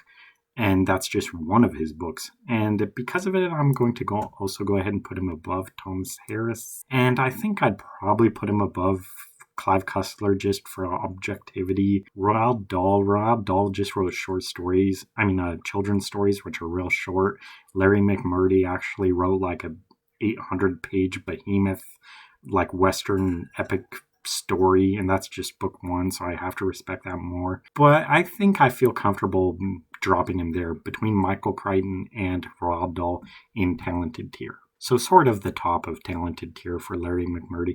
Really solid writer. Don't sleep on him. I would highly recommend try Lonesome Dove. I know it's a real long book. Read as much as you can. He's just a very good writer. Next is Rochelle Mead. I added this one almost kind of for memes because, I don't know, hopefully if you know of this author, you'll kind of know what I mean. I mean, she's kind of an author in the same vein as, not so much Colleen Hoover. I mean, she's pretty different than that, but I mean, Sarah J. Maas and sort of a little bit Suzanne Collins, wherever I put her. There she is right there. I mean, she's kind of like a writer of books that are highly geared toward female readers. And I actually read her book, The Glittering Court, and I liked it pretty well. And then I read or tried to read a sequel of it, and it's just like, meh, not as good. But I did kind of like Glittering Court. Where to place it? I'm kind of thinking I liked it more than anything I read by Dostoevsky, but Stephen Crane I at least respect more for his contribution to like war fiction, whereas Rochelle Mead, I mean, it's just pretty much cheap stories for, female readers largely. So I'd rather protect Stephen Crane books than Rochelle Mead books. I mean, I'd probably protect most any of these writers' books above Rochelle Mead, except like I don't know if I'd say I'd protect C.S. Lewis books. Probably, maybe, just because I kind of respect C.S. Lewis a bit more historically. But I mean, Sarah J. Maas, all of her books can go. Colleen Hoover, all of her books can go. Margaret Atwood, I absolutely don't mind if every book of hers disappears. William Faulkner, Jane Austen. Yeah. So, I mean, in terms of like, if books have to disappear, if I can only save one, Rochelle Mead would be, down probably below C.S. Lewis. But I actually kind of liked reading The Glittering Court, so I'm going to put her there in formed sentences. Nibbler's making noise again. Thank you, baby. Sorry about that. Next, Stephenie Meyer, the author of Twilight. Now, it's really easy to diss on Twilight, and I get it completely. I understand that just fine, and I largely agree with it. My biggest problem with it really is that it takes her 200 pages for the main character to figure out that Edward is a vampire. But on the back of the book, it says 3 things I know. 1, Edward is a vampire. It tells you that on the first sentence of the back of the book. But Stephenie Meyer wastes 200 pages of the freaking whatever her name is, Bella, whatever, trying to figure out what's up with Edward. And it tells you at the very back of the book that he's a vampire. So I just hated that. And then when she finally finds out, he's sparkling. But, I mean, the thing I'll give Stephenie Meyer credit for, hopefully I said her name right the previous time, is that she wrote something at the perfect time, like the perfect genre book at the perfect time. Absolutely nailed it. I do kind of wish, just so that she would get away from that sort of stain of just having like a one-hit wonder of the Twilight series, I kind of wish she would have like wrote something else rather than just writing like, oh, here's another, Twilight book from Edward's perspective or whatever. Take your talent and try to write something else. I think she might have written other things as well. I'm not sure so much, but I've just never really seen anything else by her. So I think it's kind of a disappointment. Like, yes, I understand you wrote something, Twilight, that had massive success, but build on that success. Don't just write Twilight books for your whole life. Write something else. And if that's like your first novel, write a new series that's even better. Like, take everything you learned working on that series and write a new series that's even better. And if she did that, she might wind up in Talented or something. I mean, to pretty much come out of nowhere, I think for her first book and write Twilight, one of the most famous books in the world for several years, massive talent, but she just kind of squandered it, I think. So I think Flawed Tier is probably best for her. And shoot. I'm going to go ahead and put her above Shirley Jackson just because I didn't like anything about that whatsoever, Shirley Jackson. Whereas Stephenie Meyer, I did read 200 something pages of Twilight. And yes, it is grossly overrated because of all the teen girls thinking it's the greatest thing ever. But if you actually read her book, just understanding that I think it's her first novel, it's fine, really. I mean, it's not as bad too much as people want to make it out to be. And I know if you like examine it with a microscope or whatever, examine every little stupid sentence, of course there's lots of things where it's like, ugh, cringe. But that's for a first novel. You have to expect that. And when your first novel is such a famous book, and people examine those flaws under a microscope and everyone makes fun of it, like, look at this stupid sentence here. Yeah, I think that's kind of a bad rap for her. So I kind of, I kind of empathize with her for that reason, I kind of think in a way like she's an underdog, she got some unfair criticism for that book and, that series. And, frankly, I give her credit. She wrote something that was a massive global success. And yeah, so she did that and she deserves that and she gets credit for that. So bottom of flawed tier, I'm not going to hate on her. Henry Miller. Okay, I might want to hate on Henry Miller. The thing with Henry Miller is I think he was really popular just because he was so provocative, because he wrote highly explicit things, which was real shocking in his time. And I tried to read his book. I think it's Tropic of Cancer, Capricorn. I forget what was his first book or whatever. Or I don't know if it's his first book, but it's like the first book in the series or whatever. I don't know. But that's basically all it was. It was just really explicit stuff. And it's like, I don't think this is literature. This is just smut. So I just don't respect that at all, really. I'm going to have to say it's absolute garbage. I'd rather read F. Scott Fitzgerald than Henry Miller. I think I would rather force myself to read Gabriel Garcia Marquez than Henry Miller. I don't want to read Gregory Maguire, though, because I just do not like what he did with Wizard of Oz. I fundamentally disagree with it. Whereas Henry Miller, he's just writing smut. I don't like it, but that's better than actually doing what Gregory Maguire did to Wizard of Oz. Rohinton Mystery. I've said before that there are two writers who I think their writing style most matches my own. One is Richard Wright, the author of Native Son. The other is Rohinton Mystery. So, of course, that makes... Whoa, what happened? That makes... where did that go? Uh-oh. Help. Get mom. Oh, there it is. Hopefully that's it. So what I was saying is, so Rohinton Mystery, I think there's two writers who write most similar to myself, Richard Wright and Rohinton Mystery. So, of course, he is a genius. No, not really. So I read his book, A Fine Balance, which I don't want to keep going over it, but I thought it read very much like a book I would write. I mean, just the dialogue, the description, the pacing, everything about it is like we're brothers from different mothers. And so I really liked that. I do think his plot left something to be desired, which was basically just some kind of empathetic characters that give me a reason to keep reading, to have a better plot that makes me want to keep reading, and just not have such a miserable ending that he did. So I definitely think he's flawed, but he is talented, but he is good enough. But I did a review of Rohinton Mystery's book, A Fine Balance, and that video, baby, gets so much hate from, like, probably Indian people. I mean, like, Indian people, probably. I mean, they're hyper defensive about Rohinton Mystery, and they're so aggressive in defending him.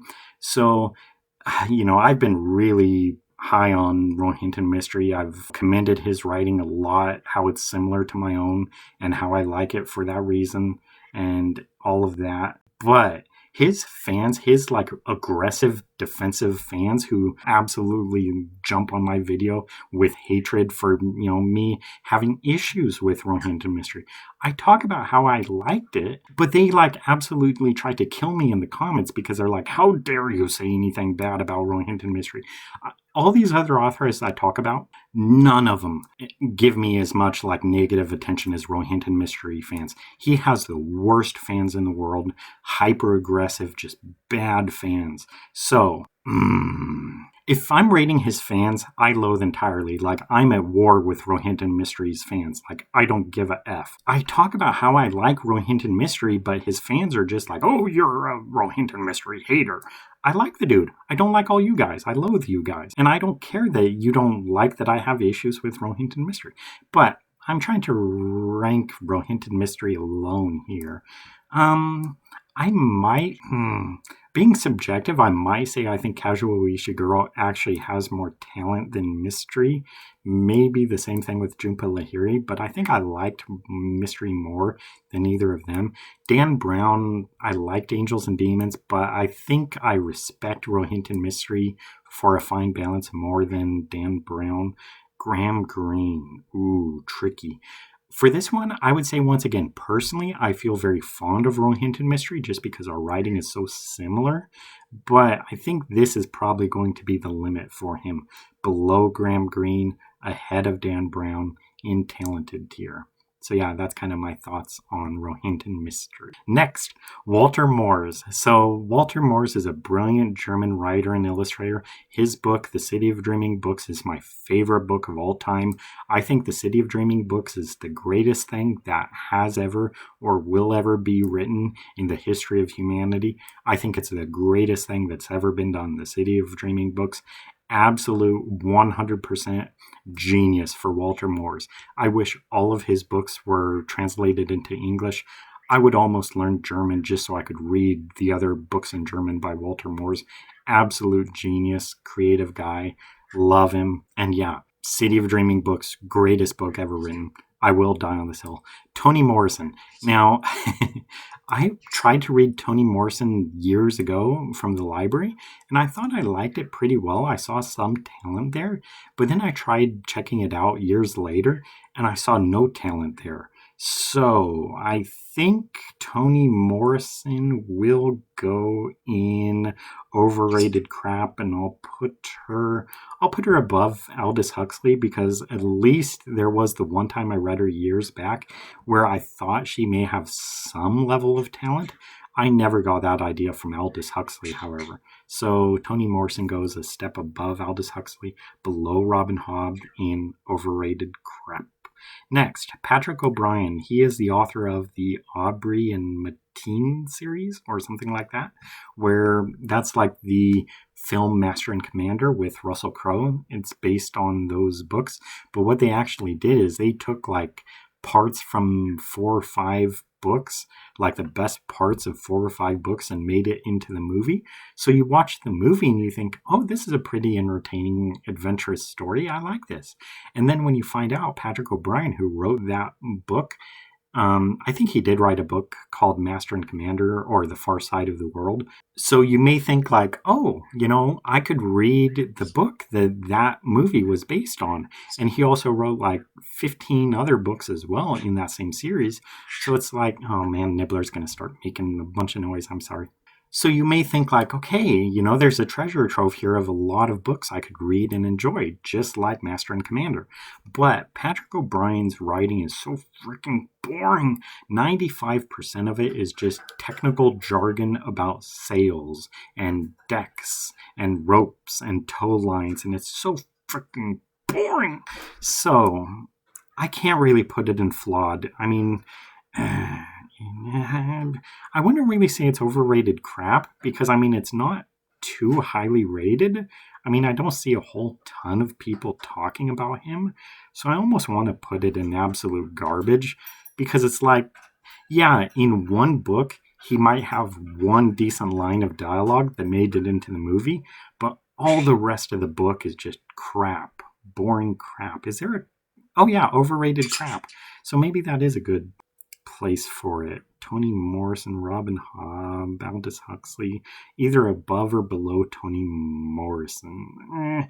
I think I'm going to go ahead and put Patrick O'Brian above Toni Morrison, because the time I tried to reread Toni Morrison, I did not see talent in it like I saw before.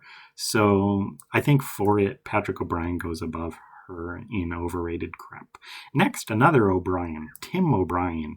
So I read his book, The Things They Carried, and it's one of the greatest books of all time. It might legit be my favorite book of all time. If it's not my favorite book of all time, The Things They Carried is my second favorite book of all time. And then I read another book of his called In the Lake of the Woods, which I have a signed copy of, and that was also a masterpiece. Not quite as good as The Things They Carried, but still very good. And I might have read another book or two by him that I like as well. I have like 5 signed books by him. So I do think Tim O'Brien is a genius. I would wish I could meet him just so I could tell him he's a genius. I think he might kind of be a little bit of an a-hole, I hear, is just his personality. Like, he kind of has a high opinion of himself, is kind of what I've heard. I don't know if that's true at all, though. But if I could meet him, I would tell him, like, dude, I think you're a genius. And he'd probably be like, I know. But yeah, I reckon, how do I say? Blah. I want to point out genius when I see it. And in that book, The Things They Carried, it was just so masterful. Just a beautiful book, The Things They Carried. Just excellent. Love it so much. beautiful book, a work of art, one of the best books ever written. Perfect book. Even the parts I thought were boring, like, why is this chapter here? In the end, it wound up making sense why that chapter was there. Beautiful, flawless book. Tim O'Brien is a genius. Right below Walter Moore's, and they could go either way here, but I'm still going to put Walter Moore's at the top. Next is George Orwell. So I tried to read 1984. I just didn't really like it. I thought it was pretty boring, pretty slow. I do give him credit for all of his wordplay stuff, like with, what is it? Is it news speak? And also his stuff about like the basically the Department of War, the agency that is responsible for war. It's called the Department of Peace. And I think that's very much how our society was.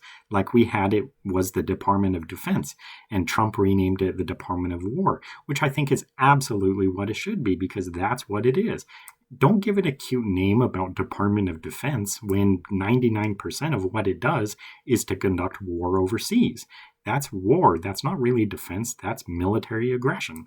And so you should call it what it is, the Department of War. So I love that. It's just kind of like, George Orwell's news speak thing.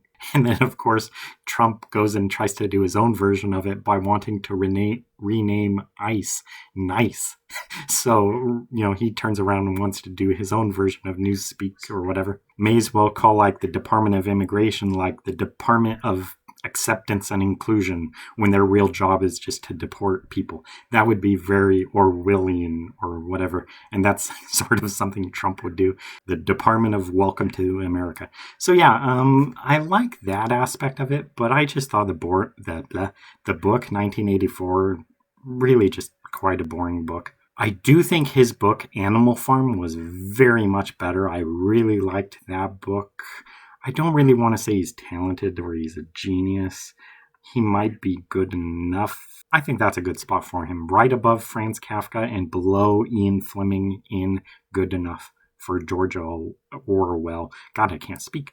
James Patterson is next. So I tried to read I actually tried to read two James Patterson books. What was the movie? I don't know, but I think it has the guy who was in The Princess Bride, where he's like the killer in the end. I don't know, I can't. Is it Kiss the Girls? That's the book or whatever. I didn't like it really very much at all. And then I tried to read like his first book. I think it's called Along Came a Spider, and I really didn't like that book. And I do not like James Patterson. I do not really want to say why too much because of like legal reasons. I don't want to get sued, but I do not like James Patterson. I mean, absolute garbage or loathe entirely. I think I loathe him. I would probably respect Sarah J. Maas more because I would actually believe that Sarah J. Maas writes her own books. So that's kind of getting into the reason why I don't like James Patterson. Yeah, frankly, I don't think he writes his own books. So I can't respect him. He's not a writer. He's just he has other people write his books for him and just puts his name on them. That's what I think James Patterson does. So hopefully I don't get sued. So I just can't respect him. I mean, William Faulkner, at least I imagine William Faulkner wrote his own books. So I'm going to put him above Jane Austen. I can't, say, well, Jane Austen wrote her own books. I don't care. Jane Austen's books are awful. At least James Patterson's books might have been okay. Like whoever co-wrote them, whatever. So still, I do not like Jane Austen. So yeah. So James Patterson goes near the very bottom of loathe entirely, only getting ranked above Jane Austen. Next, Edgar Allan Poe. I think I tried to read some short stories by him. Did he write short stories? I seem to recall that maybe they were poems. I don't know. But I definitely did read some of Edgar Allan Poe, and like his book, or poem or whatever, The Raven, I think is very talented wordplay. So I think I probably have to put him in talented. Just a really good, whatever, how do you say, wordsmith, I think is the word I'm trying to go for. So I don't want to put Edgar Allan Poe below Dan Brown. I mean, that's just an insult. And I think I got to put him above Roehampton Mystery. I think just for out of sheer respect, I put him above Graham Greene, and I'm going to go ahead and leave him there. So he goes below John Le Carré and above Graham Greene in Talented for Edgar Allan Poe. Okay, and we're kind of not near approaching the end yet, but we're kind of within sniffing distance. And even in the background, if you happen to hear gunshots, I do live in the United States, so like our neighbor is firing his gun. So if that comes across on the video, I'm sorry. Next is Ayn Rand, not Anne Rand. This is probably one of the few names I actually think I know how to pronounce correctly. A lot of people incorrectly pronounce it. So the thing with Ayn Rand is she's a very polarizing figure. People either love her or hate her. And naturally, I'm kind of mixed on that. I mean, if she was universally loved, I'd probably hate her. If she was universally hated, I'd probably love her. That's just the way I am. I'm a contrarian. So since people either love her or hate her, the contrarian thing to do is to kind of be, a little bit indifferent, a little bit moderate. So the thing with Ayn Rand, I do like some of her politics, and I do think she was actually a very talented writer. But I do not think she blended her politics well with her writing, like George Orwell did. Oh, right there. With Animal Farm. Animal Farm is a very well-written book, and his politics, like whatever message he's pushing through in that book, Animal Farm, it's very readable. It's very good. But with Ayn Rand, it's like she'll have a very well-written, chapters or whatever, where I don't want to say it's exactly like Gone with the Wind, but I mean, I would kind of put it in that kind of tier where I think Ayn Rand really had the potential in her to write a great work of literature, but she did not blend her politics well. So even though she would have this really well-written work of literature, then she would have a 5-page tangent about politics, and it was just really poorly done. She would have a businessman who would literally say oh yes, my goal is to lose money. I just want to help people. I believe that should be the main purpose of being a business owner, is to just help other people at your own personal cost. Even if this loses me money, and even if my business goes broke, I believe that's the right thing to do. No one would talk like that, and it's just bad. She's trying to push a political point in the midst of this literature work, this work of literature, and it's just bad. So she really does not blend good politics. I mean, how do I say? She does not blend her literature talents, her writing talents, with her politics. So yeah, I kind of like her politics and I really like her writing, but I don't like her political writing. I think if she wants to write about politics, she should do so as an essay.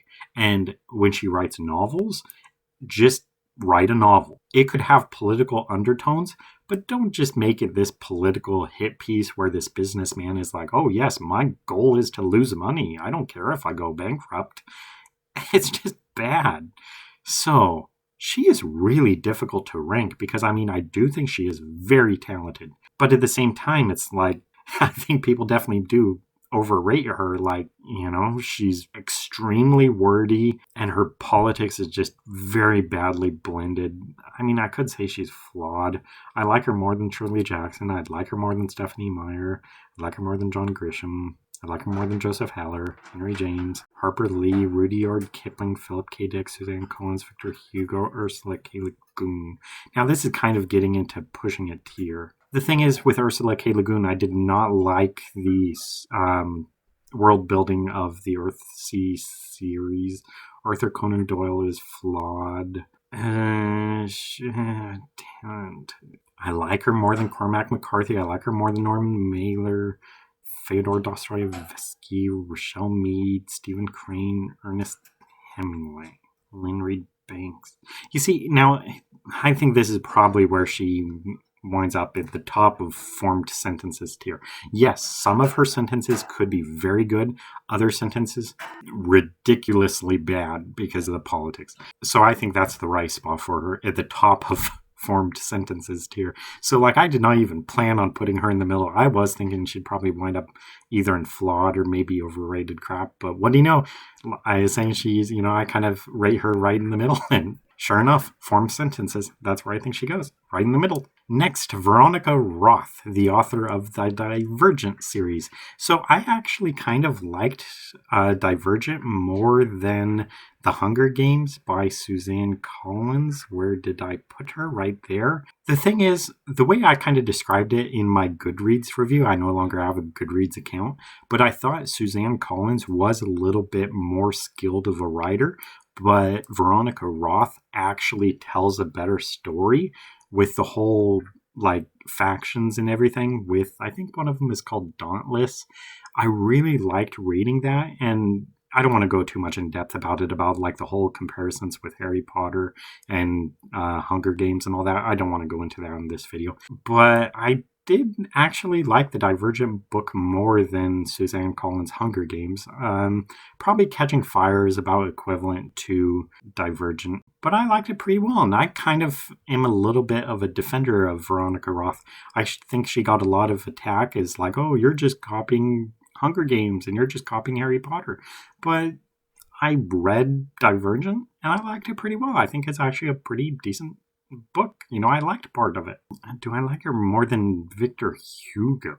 This is tricky. I mean, she could be flawed. She could go into formed sentences. She could be good enough. One of the ways she was very flawed is that she repeated things about the main character. I think her name was Triss, her heartbeat, where she had like, I don't know what it was, like 50 uses of heartbeat in the book. I actually tracked each one of them, and it was just absurd. Like every page, my heartbeat increased. My heartbeat increased. I felt my heartbeat in my toes. It was just relentless and awful. So just like with Ayn Rand, I think probably goes in formed sentences tier. I mean, she did some sentences. Some concepts were really good. Some concepts were really flawed. So I think formed sentences is the right tier for her. I don't think she's anywhere near as good of a writer as Ayn Rand was, but at the same time not as bad with all the political rants. Ernest Hemingway, I think he's grossly overrated, but I like him more now that I can view him as the World War I Tim O'Brien. Stephen Crane, I just definitely don't like anything about him more than Veronica Roth. So that's where I'm going to put her, above Stephen Crane, below Ernest Hemingway, in formed sentences tier. Next, J.K. Rowling. So, I think Harry Potter is one of the best written series of all time. Everyone should read it. All children should read the Harry Potter series. I mean, it's Harry Potter. You should read it. I don't care about all the political stuff. I don't want to get into the politics of it, but I am kind of a defender of J.K. Rowling and the Harry Potter series. I do acknowledge that there are problems with the Harry Potter series. There are plot holes. There are things that I think she did bad, especially like Deathly Hallows, the last book. I did not like Deathly Hallows. I thought it was a really bad letdown of the series, and for a lot of reasons. So I did not like Deathly Hallows, but otherwise the Harry Potter series is a masterpiece. It's Harry Potter. I mean, it's great. Do I want to put her in genius tier? I could do it just for the memes. I'll probably put her in talented. Here's the thing. There is this guy, Sean Holt, but there's this guy, Clive Cussler. I mean, I would definitely recommend to everyone to read Harry Potter before reading Clive Cussler.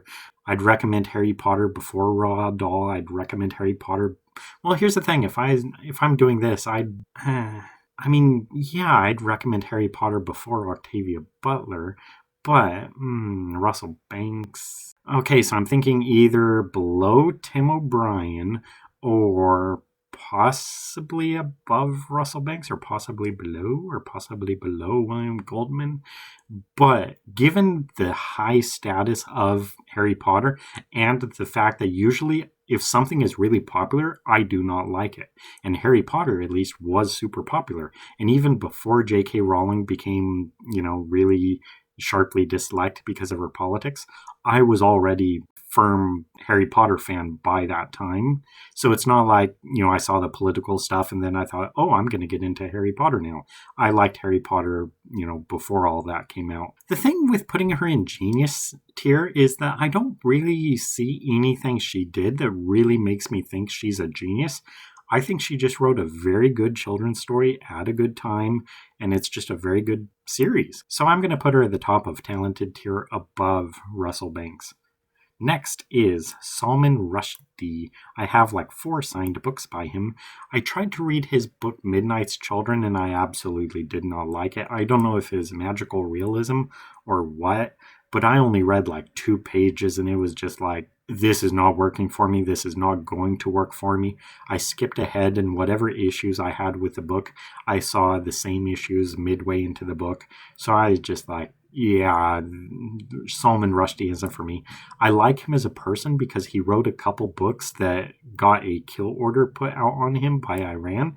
So I respect that. I myself write books where I think, someone's eventually going to kill me over my books if ever anyone discovers my books. So I kind of relate with Salman Rushdie for that reason. We're both kind of in that same vein of trying to write books or whatever that make people so offended that an entire religion wants to kill you. I mean, that's kind of what I aspire to achieve. So I do kind of empathize with Salman Rushdie, but I don't really think he's a very good writer, or at least the book I tried to read, I didn't see anything about it that was good whatsoever. Major Aldous Huxley vibes. So I think I'll go ahead and put him above Aldous Huxley, below Toni Morrison, in overrated crap tier. Next, J.D. Salinger. Whoop, there we go. Salinger is the author of probably my least favorite book of all time, The Catcher in the Rye. Utterly can't stand that book. Oh, I think it's so bad. I think I could write The Catcher in the Rye in 2 days as a first draft, not even thinking, just type out whatever I want on my computer for 2 days and publish it as a first draft, and it would be better than Catcher in the Rye. Just an awful book. Stupid book. So, this is tricky because, it's like my least favorite book of all time, but I don't really feel like a visceral dislike toward J.D. Salinger. My dislike is toward The Catcher in the Rye. And once again, if you hear gunshots, I'm sorry. I live in America. Sort of the thing is, when I see one of the books by these authors on the lower shelf here, Jane Austen, William Faulkner, or Margaret Atwood, Colleen Hoover, Sarah J. Maas, C.S. Lewis even, I have like a visceral dislike for the author, just like, oh, damn William Faulkner. When I see The Catcher in the Rye, I don't think, oh, J.D. Salinger. I'm just like, ugh, Catcher in the Rye, my least favorite book. So in this case, I kind of dislike the book more than the author. I don't know why that is. So I think I'm going to go ahead and put it at the bottom of absolute garbage tier for J.D. Salinger. But if this was like rating their most famous books, Silence of the Lambs, Tom Harris, Stranger in a Strange Land, Robert A. Heinlein, Catcher in the Rye, J.D. Salinger. Catcher in the Rye would go last. Like, over anything, it's my least favorite book of all time. It would be dead last. But in terms of actual authors, these other authors down here in Loathe entirely, I loathe them. J.D. Salinger, I don't really loathe him so much. I just think Catcher in the Rye, I loathe that. So, yeah, that's how I'll rate that. Brandon Sanderson. Now, going from like authors I loathe, I kind of wish I could be Brandon Sanderson. Brandon Sanderson to me is like an author's author. He's on YouTube. He's always signing books, which I love. I love watching that he'll just like sign hundreds of copies and he'll be talking to the fans in the live chat and everything, answering questions, explaining his books, talking about other books, talking about reading. He had like a parrot in with him, like a bird guy. He's a bird guy, just like me, signing books. So Brandon Sanderson is like the author I want to be. I wish I was Brandon Sanderson. So like if I could trade spots with him, like if I could trade spots with any of these authors on this list, I'd probably want to trade with Brandon Sanderson. I would want to be Brandon Sanderson, but just write my own books and have the same following as he does, that would be like perfect to me. I love Brandon Sanderson for that reason. I really respect him as a writer. Well, I'd go, well, here's the thing. I don't think I respect him as a writer. I tried to read Way of Kings and I really didn't like it. It's not for me. So as a writer, I don't really like him. But as an author, he's who I want to be. He is like the gold standard for authors. This is how you should be an author, I think, what Brandon Sanderson does. He nails that. That's something I really struggle with, is the author part of being a writer. Like, I'm fine with writing. I like writing. I do not like the business side of being an author. I'm not good at that. I really have no interest in that. But Brandon Sanderson, he does that so well. So I really respect him for that reason. Now, where to actually rank him? Because as an author, I mean, like, if this tier was like, I wish I was Brandon Sanderson, or I wish I could like make Brandon Sanderson disappear, if that's what this tier list was, Brandon Sanderson would be at the top. You know, I wish I was him. But this is in terms of writers, kind of. Or is it? Ranking authors, isn't it? And as an author, I really like Brandon Sanderson. As a writer, I don't really care for his books very much. So, here's what I'm going to do. I don't know. Okay, I'm going to go ahead and put him above Octavia Butler in Genius tier. And here's basically the reason why I am doing this. It's not in terms of writing, but it's in terms of being an author. He is like the guy I wish I could be. So to me, Brandon Sanderson is kind of a gold standard in that way. And also in terms of his productivity, his prolificness. He's always coming out with big books like multiple times a year. I don't know how he does it. He's just a machine, and he's really relatable with, you know, being on YouTube and everything and connecting with the fans. So I really respect Brandon Sanderson as an author. So that's kind of what I'm ranking here. Not so much his books, but Brandon Sanderson as an author. He nails it. Next is Vikram Seth. Did I grab Seth? Yes, I did. So Seth wrote a book called The Golden Gate, which is a book of verse, like it's rhyming dialogue, kind of like poetry, but I mean, it's more like verse, sort of. I mean, I guess that's poetry. I don't know. I'm not a fan of poetry. If I could have like tier ranking genres, poetry would be down near the bottom. It'd probably be amongst the bottom three, amongst like stream of consciousness and magical realism and poetry. Those are probably like the big three for me for genres I absolutely do not like. But Vikram Seth wrote this book, The Golden Gate, and so I started reading it, and I thought, okay, I'll just read one line or two lines, and that'll be it, and then I'll at least say I tried and DNF it. But it was just really well written. It was really clever. The wordplay was pretty good, and there was some lines in that book, The Golden Gate, that were just beautiful and genius. So I think Vikram Seth is genius, and I'll go ahead and put him below. This is really iffy. I mean, this is 50-50.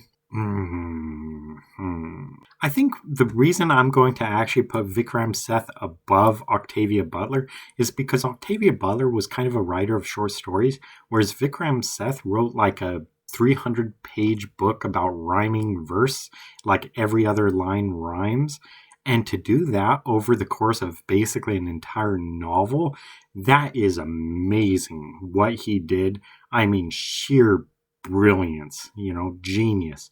Whereas Octavia Butler, it's like, okay, she came up with this funny story about, you know, worms impregnating boys. It just took like 40 pages to do that. You know, probably write that in the course of a weekend. But what Vikram Seth did, writing The Golden Gate and, you know, a whole novel where every line rhymes, how do you do that? How do you come up with that? And it's so brilliant, some of the rhymes he came up with. So I think that's just overall a bigger accomplishment than what Octavia Butler did. So Vikram Seth goes sort of in the bottom tier of genius, but definitely a genius. I don't know how he did that. Far better than anything I could ever do. If you're still with me, thank you very much. I know this is a long video. I didn't think it'd be this long. I thought I'd kind of blaze through this a bit more. But of course, once I get started talking about some of these authors, I definitely like to rant. Next, William Shakespeare. Okay.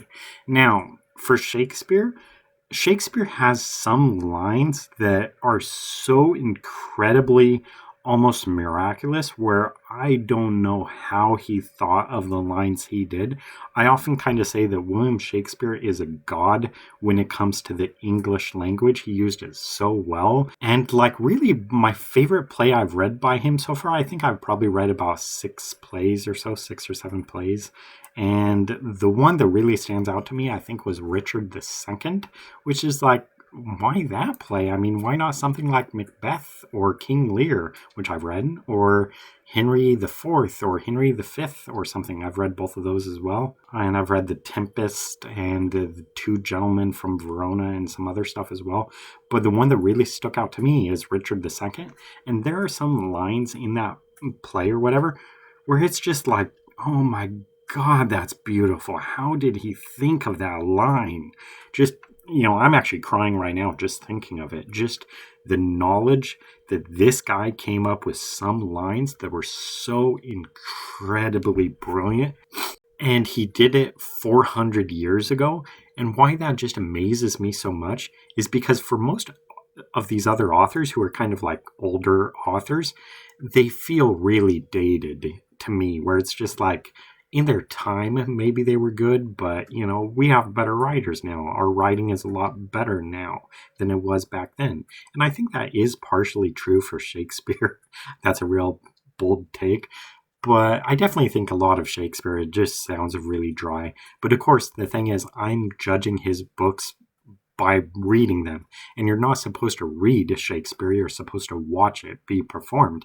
That's what he wrote it for. He didn't write it to be read. He wrote it to be performed. So if I was to actually see, his plays like King Lear, I might much better recognize the brilliance of it. But just reading it, it's just like, that's boring. But some of his lines, like I say, so incredibly brilliant. How did he think of that? And the reason why I say that is so masterful, like why I say, all these other authors, a lot of them, they kind of get worse over time because they just feel dated. But with William Shakespeare, the fact is, reading some of his lines from 400 years ago, it just makes me realize how insignificant I am compared to him. And that Shakespeare, if humanity continues, Shakespeare will be remembered for 1,000 years easily. Whereas me, I probably, I'm not even remembered today. And why I say this moves me to tears is because I just realized reading some of William Shakespeare that he was able to do things that I'll never be able to do in my life, to come up with lines that will be remembered for hundreds of years and just make someone in 100 years cry just because of how beautiful the line is. I don't really think I can ever do that. And that's kind of why I think it's making me cry right now, because it's making me realize my own ceiling. I cannot accomplish anything what this guy did. I cannot make a mark on history like what this guy did. And why that's kind of so crushing in a way is because it's I like writing. And so it's just kind of this might sound really weird to say, but it just kind of hurts knowing I'll never be able to be as good as Shakespeare. And that really sounds stupid, anyone could say that. But, I mean, I don't know, to me, it sort of bothers me because it's I realize I have a ceiling in front of me. He did things that I could never do. And that upsets me because it's damn it, I want to be a genius. But with William Shakespeare, I love Walter Morris, I love Tim O'Brien, but William Shakespeare, he was frankly a god of the English language. So he's going to be remembered for 1,000 years. If humanity goes on, he'll be remembered for 10,000 years, for 10 million years. As long as there's recorded human history, William Shakespeare should be remembered.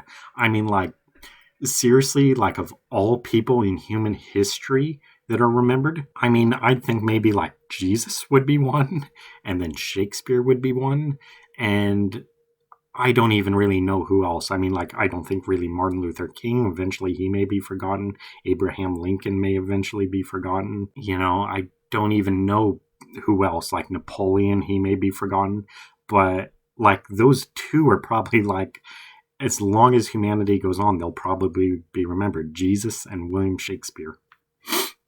So, yeah, I mean, he's a genius. He's the ultimate genius. Hundreds of years later, and he's still a genius. So, next is Mary Shelley. So, people are really divided about her book Frankenstein. A lot of people are more Dracula fans. Myself, I am a Frankenstein fan. Reading it was one of the great experiences of my life.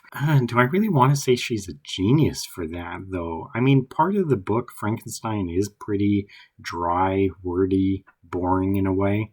And it wasn't until like the end that I really began to appreciate it. So, once again, if this is ranking books, The City of Dreaming books, The Things They Carried, The Way of Kings, The Golden Gate, Mary Shelley's Frankenstein would be at the top of the list. But in terms of Mary Shelley herself, tricky. Once again, I kind of have to remember I am ranking authors here. So, I mean, it really makes sense to me that there's these 4 authors here. Are there 4? No, there's 3. William Shakespeare, Mary Shelley, Walter Moores, Tim O'Brien. All 4 of those have books that I would like to tell everyone on earth to read. I mean, you should read Shakespeare. I would tell everyone you should read The City of Dreaming books by Walter Moores. I would tell everyone you should read The Things They Carried by Tim O'Brien. And I would tell everyone you should read Frankenstein by Mary Shelley. I'm not going to tell anyone they should read Brandon Sanderson and so on. But these are like the big 4. I will always tell everyone you should read something by these authors. Shakespeare, Moores, Shelley, O'Brien, all, frankly, I think we have to say geniuses. Since I can't really say she's a genius so much as I think Frankenstein is just one of the better books ever written, whereas with Tim O'Brien, I can say I think he's a genius. I'm going to put her at the bottom of these sort of big 4 here. So it's going to go Shakespeare, Walter Moores, Tim O'Brien, Mary Shelley. But all 4 of those just titans of geniuses. Next is Zadie Smith. So this one's tricky. I do think Zadie Smith has talent. I read her book, or part of it, White Teeth, and I liked part of it, but then like late into it, I kind of realized I don't care about the characters, and that's going to be something similar with, I think, another author on this list. So yeah, I think she has talent, but then I kind of realized, yeah, I don't really like this book. So it's like I like the author, but I don't like the book. Or I like the writer, but I don't like the book. So I think she's a very skilled writer, a very talented writer, but I just didn't really like the book too much. I think I kind of a little bit more respected Kazuo Ishiguro's book, whereas with Zadie Smith's book, I was kind of like, meh, I don't really like this.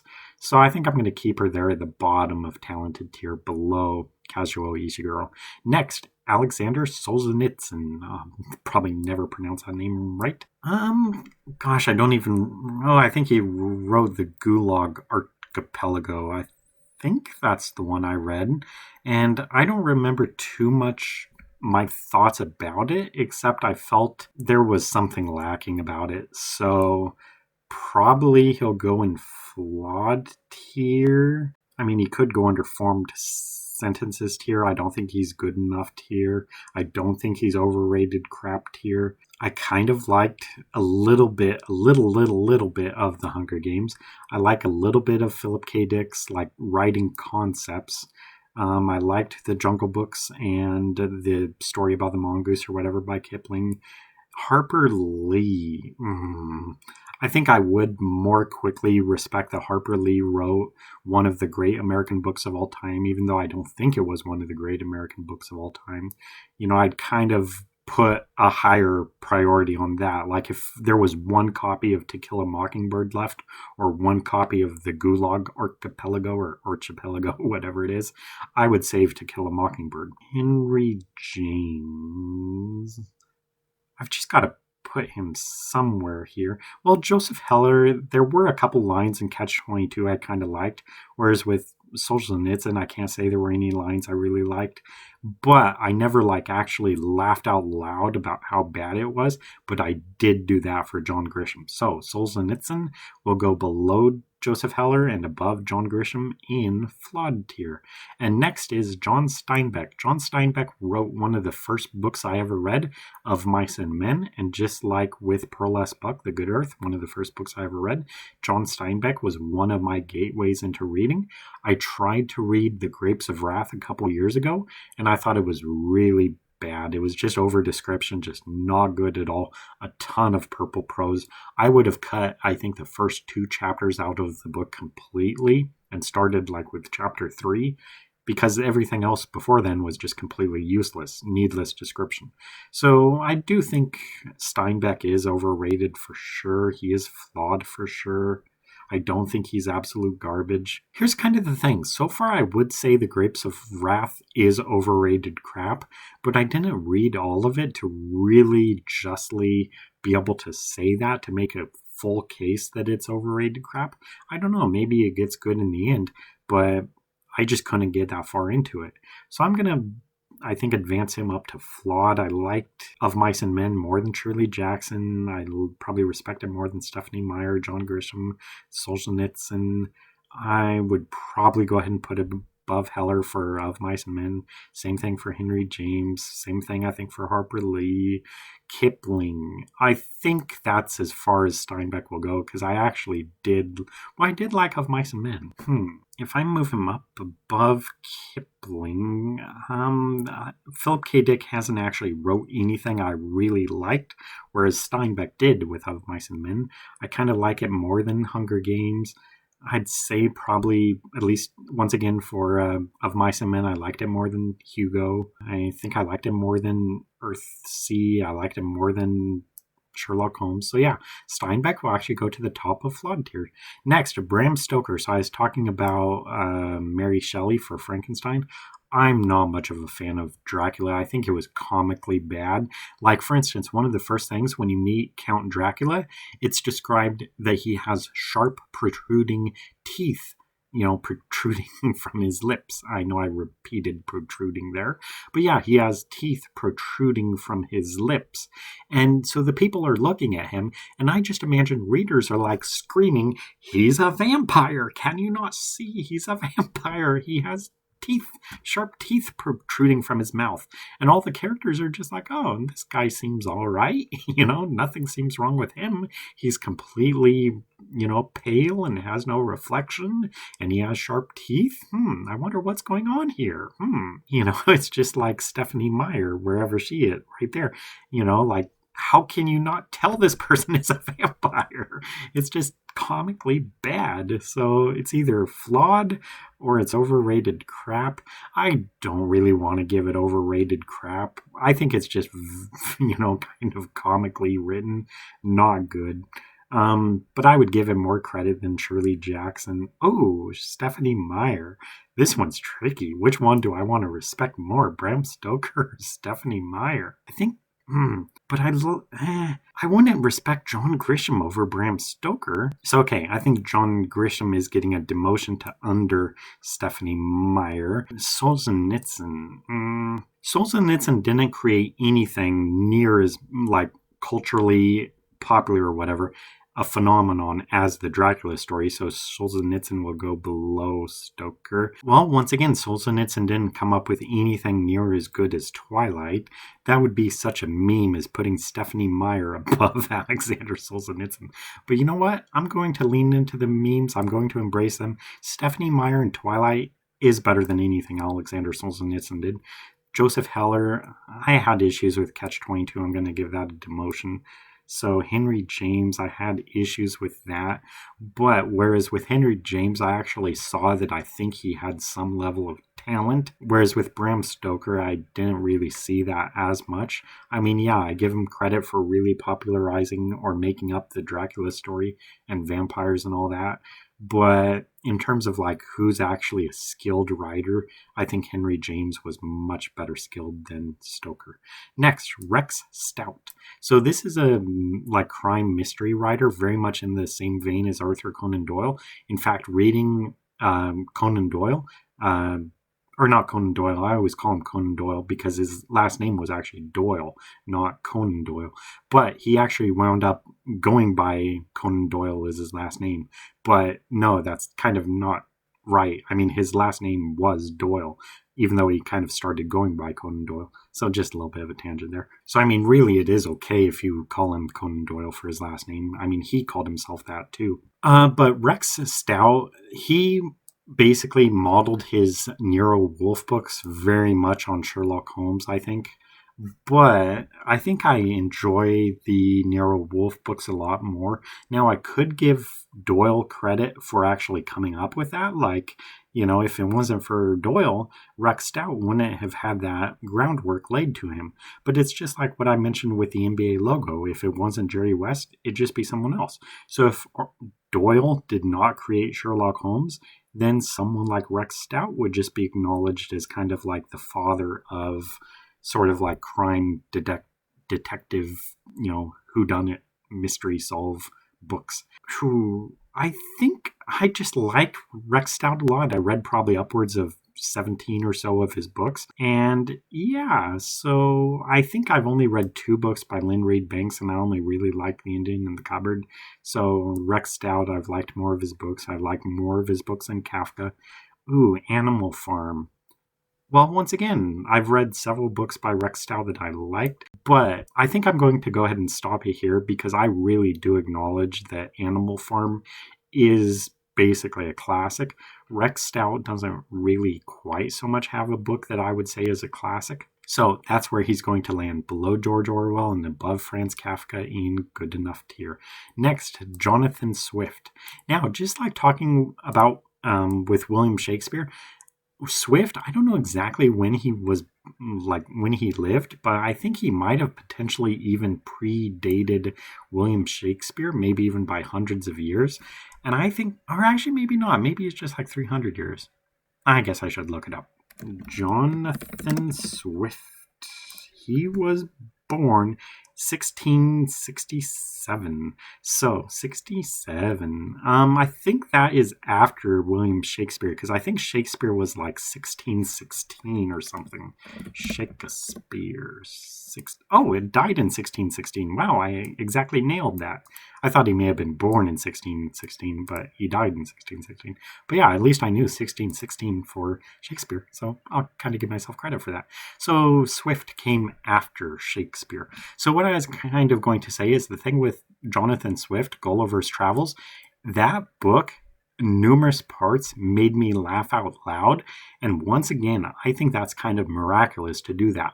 To do something that in 350 years or something like that makes someone laugh. To tell a joke and 350 years later, someone is laughing at that same joke. That is amazing to be able to do that. And once again, I'm crying because of it. I don't know why, really.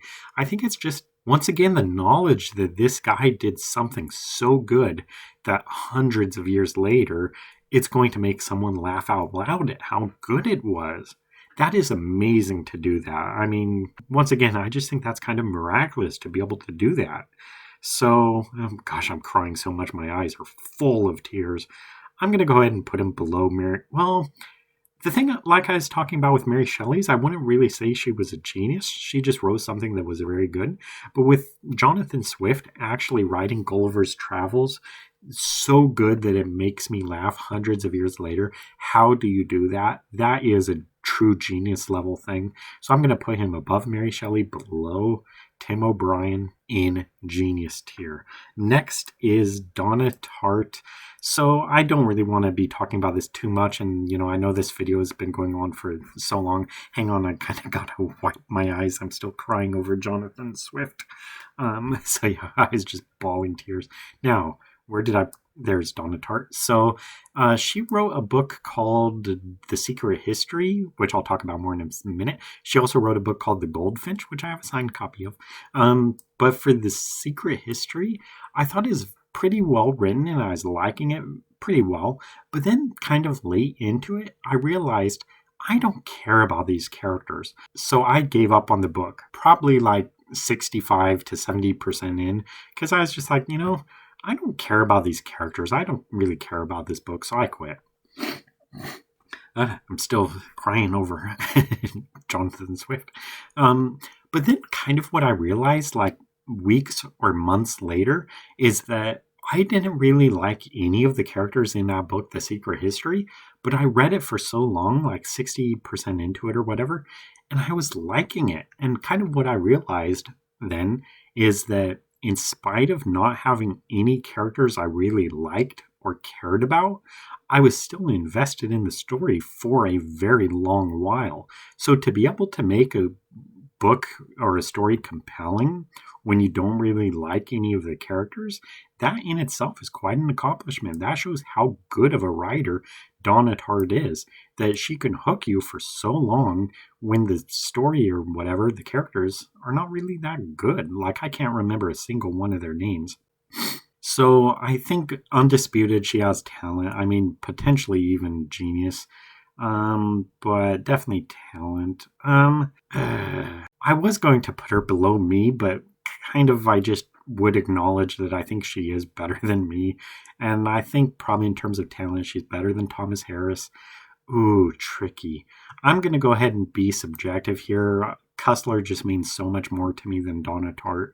I do think she's a phenomenal talent. I can't really say that as much with Cussler. But yeah, Cussler at least, I love Dirk Pitt, Clive Cussler's main character. I love many of Clive Cussler's characters like Giardino and Decker and Rudy Gunn and Hiram Yeager and all of them. I like his characters. I don't really like Donna Tartt's characters. And I've read like 20 Clive Cussler books, and I've only really read the one book by Donna Tartt. So I'm going to go ahead and give Cussler the edge over Donna Tartt. But definitely a talented writer. Major respect for Donna Tartt for her talent. She knows writing. She is good at what she does. But I question if she's a really good storyteller or not. I don't think she's a bad storyteller. In fact, I think she's a good storyteller because she could tell good stories with such sort of bland characters or such bad plots. She's so good at writing and so good at storytelling that she makes it good anyway.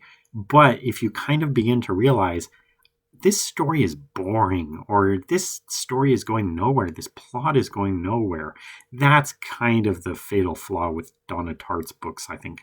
I haven't read The Goldfinch, but I think that's kind of something people say about that book too, is it's like, where is this going? This is boring. So definitely a talented writer, definitely a talented storyteller, maybe not the best at plots. But maybe that's part of her style. I mean, maybe she's trying to do something else other than just to tell I don't know what else to say other than like a cheap plot, Maybe that's not her focus as much. Maybe her focus is more on like the characters or some kind of theme or something like that. So I would kind of just say that like in her defense, that I don't want to say that she doesn't care about her plots. But yeah, I don't know. I just kind of, hopefully you kind of get, what I'm laying down here is I'm really trying to defend Donna Tartt. I do respect her craft as a writer, as a storyteller. Very good, very skilled. And once again, I'm going to start crying. All the people who go above me make me cry that I can't be this good. It hurts me. I want to be better than all these people. I hate that they're above me. It kills me. Okay, I've sniffled my sniffles and I've wiped my nose and I've wiped my eyes and hopefully you're ready to continue. Walter Tevis, I probably shouldn't cry here because he's definitely not going. He might go. No, he's not going in town. Walter Tevis wrote a book called The Hustler, which was made into a movie with Paul Newman and Jackie Gleason that I really liked. He also wrote a book that I just read a few months ago called The Color of Money, the sequel to that book, which was made into a movie with Tom Cruise and Paul Newman. And for that, I think the movie was better than the book. So, Tevis, I mean, I think he had some level of talent, but mostly I think he's just good enough tier.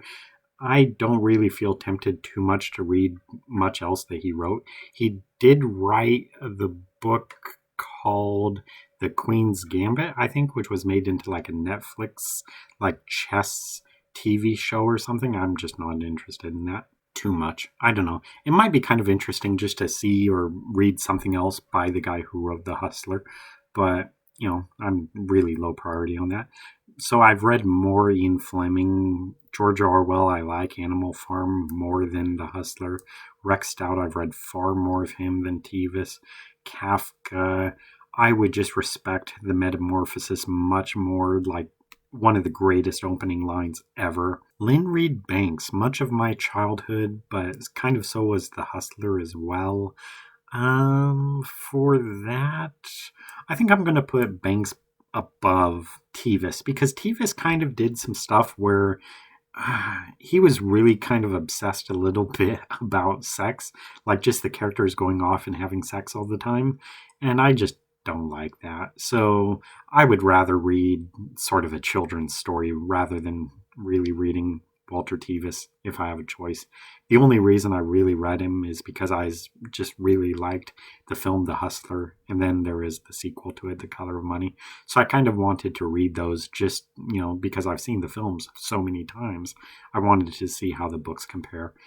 But yeah, so I would kind of give Lynn Reed Banks more credit than Walter Tevis. I may make some enemies here. J.R.R. Tolkien. Now, I could go so many places with this one, and I do not know what to do. I mean, he's not absolute garbage. He's not loathed entirely. He could be a genius. He could be talented. He could be good enough. He could be form sentences. He could be flawed. He could be overrated crap. If he is, he's probably more toward the top of overrated crap. Oh my gosh, I don't know where to put J.R.R. Tolkien. I'm going to save him for last. I need to think about that some more. Next, Leo Tolstoy. I think yesterday, read one of his books, or finished one of his books, The Death of Ivan Ilyich. And that is actually the first Tolstoy book I completed. In high school, I read like 200 and something pages of War and Peace. I don't really remember much of it today, except I think the first line of the book was like, Eh bien, mon prince. He had so many lines sort of in French. Like he would just have a random word in French in his books. Kind of weird. I didn't really too much like The Death of Ivan Ilyich, and right away I could kind of see he's about where he belongs. Formed sentences. That's kind of what I think for Leo Tolstoy. The thing is, looking at this, I can't put Veronica Roth above Leo Tolstoy. I mean, it's Leo Tolstoy. So he would go above Veronica Roth. I think right now I'm more interested in Hemingway than I am in Tolstoy, just knowing Hemingway as the World War I Tim O'Brien. Whereas Tolstoy, I don't really want to read like 800 pages of Anna Karenina or whatever, or 1,000 pages of War and Peace. Whereas Ernest Hemingway, I mean, most of his books are probably like 100 pages, far more digestible than Leo Tolstoy. And yeah, so I think that's where he's going to go. Formed sentences tier below Ernest Hemingway, above Veronica Roth. And next is Immortals. This year I read or tried to read, what was it? Not The Lincoln Highway. It was A Gentleman in Moscow, a really highly praised book on BookTube. I finally got around to reading it. For like the first, 100 pages or so, I thought Towles was a very charming, very skilled writer. It was just very solid, very good. But after that 100 pages or so, I just realized I don't really care about this character. I don't like the way this book is going. Nothing is happening. I don't care about what is happening. I'm tired of reading about this. So yeah, definitely flawed. I don't want to say it's overrated crap because I mean there are parts about Immortals that I think if you could get rid of the flaws, if you could make the story more entertaining all the way through, it would be up in talented or genius tier. But I think now is still probably go. I don't. Here's the thing. I want to say it's better than formed sentences because some of his sentences are really good. I mean, not even just his sentences, like whole chapters are just perfect, very well written, no problem with them whatsoever. But when you look at them all combined, by about chapter 10 or whatever, it's like I want something else to happen. I'm tired of reading this. Yes, every single chapter has been great, but I'm tired of reading this. I want something else to happen. I'm tired of I don't like what's going on. That was his fatal flaw. So, yeah, I mean, parts of it are good enough. Very talented writer as well, but also just so deeply flawed. And that's kind of what bothers me most is if you could have gotten rid of the flaws, it'd be a higher tier book. But with the flaws, I don't know. I don't know what to do. I don't want to put him in formed sentences, but I don't want to put him in good enough, but I don't want to put him in flawed. Would I put him at the top of formed sentences or the bottom of formed sentences? I think I have to put him at the top. So Ayn Rand, the thing with Ayn Rand is she would have she'd have sections where it's very well written, but then she'd have like 2-page sections or 10-page sections or whatever, where it's like, what the hell are you doing, Ayn Rand? Why is this in the book? But with Immortals, for most of it, it was all very good. So I think he can go above Ayn Rand in formed sentences. Next, Mark Twain. Speaking of another guy who formed sentences. So, now, how I say, usually if someone is really popular, I tend to dislike them. That might kind of be the case with Mark Twain here. He's just such a legendary author for American fiction that, I tried reading several of his books, like The Prince and the Pauper, Tom Sawyer and Huckleberry Finn, and I've read several other books by Mark Twain as well. They have potential, but I don't really think any of them are really hilarious or anything. And he's kind of known as like a comic or a humorist. And I'm kind of just thinking like, where is the humor part? I don't know. Maybe I have to do the same logic here as formed sentences. Immortals, very solid. Ayn Rand. Here's what I'm going to kind of decide is that Ayn Rand, she had so many sections where it's just like, what are you doing? Whereas Mark Twain, I think he is a little bit more a product of his time. I mean, he's writing all this stuff in like the late 1800s or the early 1900s. And books back then just weren't quite the same. So his style was kind of more adjusted to that era. So now it doesn't sound as good. But I don't really want to fault him too strongly for that. I mean, he was writing it over 100 years ago. So I'm going to kind of give him a break and put him below Immortals and Ayn Rand. Next is Jules Verne. So just like with, I'm completely going to lose them. The couple of books I read for the first time in my life, John Steinbeck, Of Mice and Men, and Pearl S. Buck, The Good Earth, 2 of the first books I ever read. Jules Verne, 20,000 Leagues Under the Sea, was the other of the 3 books that I really got into reading with, besides Clive Cussler. So I really liked it pretty well. Then I also read his book, yes, I guess he did write Around the World in 80 Days, didn't he? And then he also wrote Journey to the Center of the Earth. Around the World in 80 Days has a brilliant ending, really kind of a genius ending. And I kind of like thought of it in the middle of the book, but then I kind of like forgot about it. And then at the end, it hit me and I was like, oh my God, I even considered that. And it was just a beautiful ending for Around the World in 80 Days. Journey to the Center of the Earth, there were problems with that book. 20,000 Leagues Under the Sea, I haven't read since high school. So I could put him under genius. Here's what I'm going to do for Jules Verne. Since he was writing a lot of this, like, I don't know how long ago, 150 years ago, 200 years ago, something like that. I don't know exactly. I think at least 100 years ago. Probably closer a little bit to 150 years ago. Like I say, writing is different back then. So maybe if he's writing books today, he'd be much better at it, kind of. A lot more accessible to more modern readers.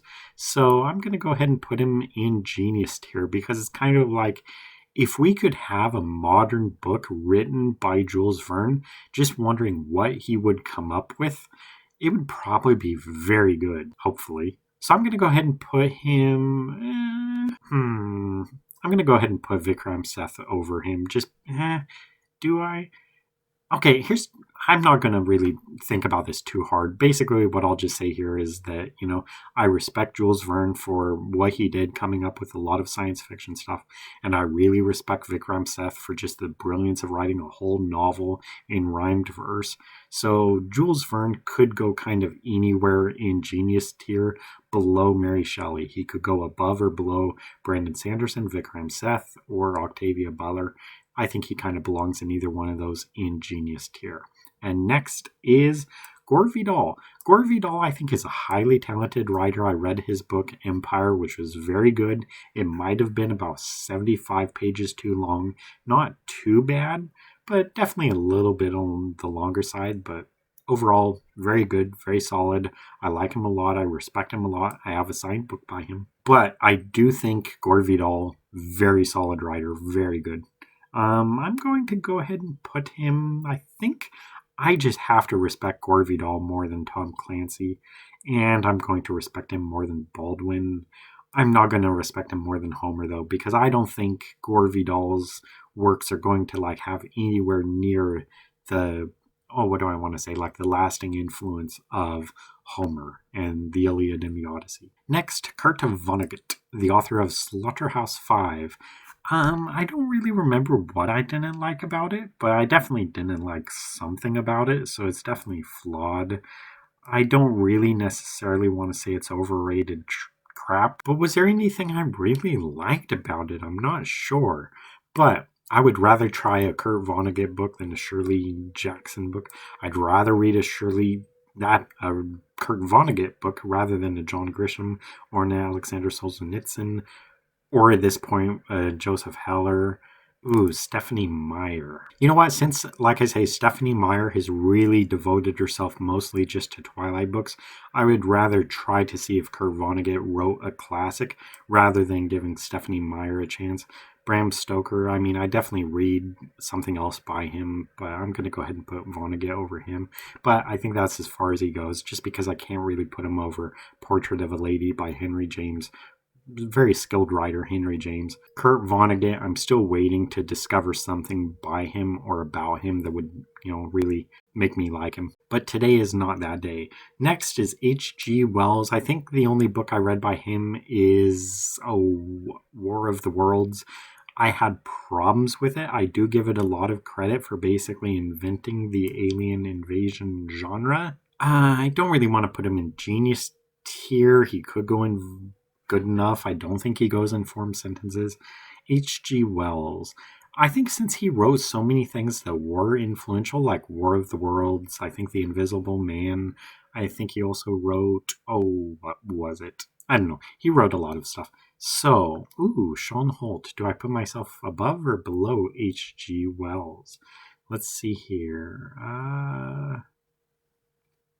I'm going to go ahead and put him below Homer because, once again, Homer, he should be known for thousands of years. H.G. Wells, maybe not as much. So both of those guys below me. Next is Oscar Wilde. Now, once again, I've said this multiple times. I'm so sorry. This was difficult. For The Picture of Dorian Gray, I didn't really like it too much. I didn't get very far into it. But one thing that really stood out to me for Oscar Wilde is he had the most peculiar description I have ever read. I can't come up with an example offhand.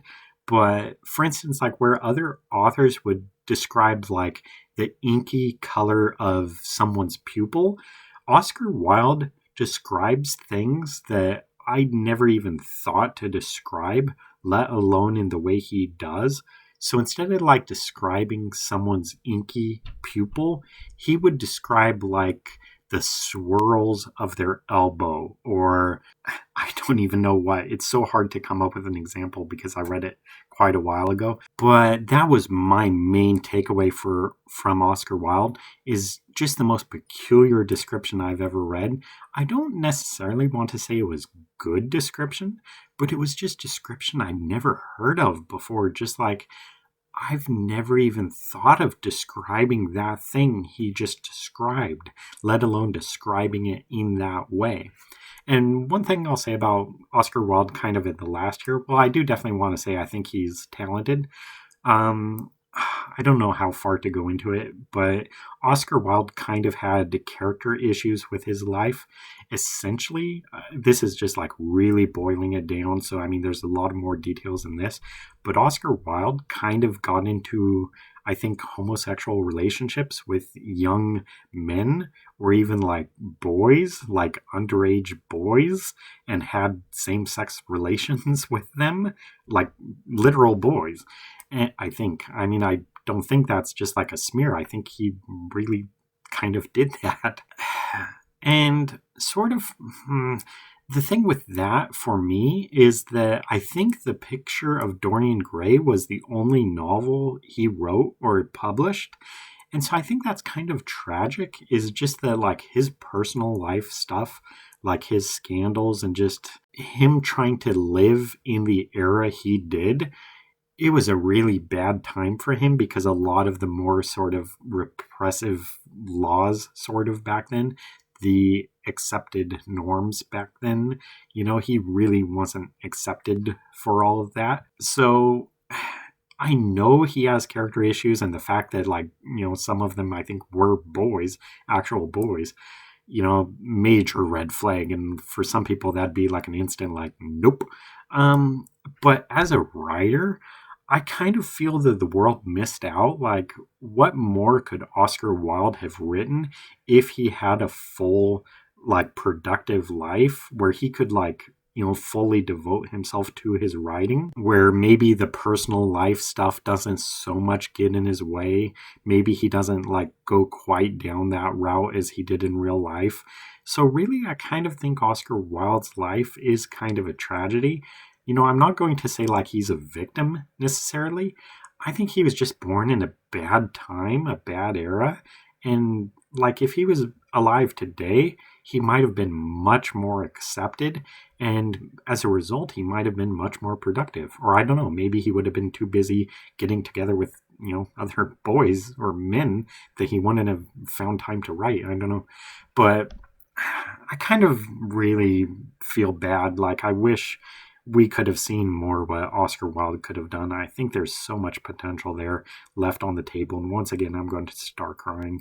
So I think it's really just kind of a sad thing, his life. And just, I wish it didn't turn out that way. I think it's really quite tragic. I wish we could have seen what more he could have written, what more he could have done. So I'm really kind of deeply sympathetic in a way to Oscar Wilde. I'm not going to like justify or defend him for all the scandal stuff, whatever, but just as a person, as a writer, I wish he could have been more productive and just lived in a better time where he could be more accepted, where he doesn't get into trouble. Is that where I want to put him? Gore Vidal, Oscar Wilde, James Baldwin. I think that's actually a good place to put him. James Baldwin, very flawed. Oscar Wilde, he had a little bit of flaws, but I think it's kind of more the product of his times rather than just him not being a good writer or anything.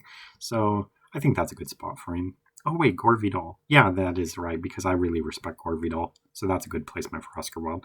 Virginia Woolf, stream of consciousness writer, one of my least favorite genres of all time. Like I say, stream of consciousness writing, magical realism, poetry.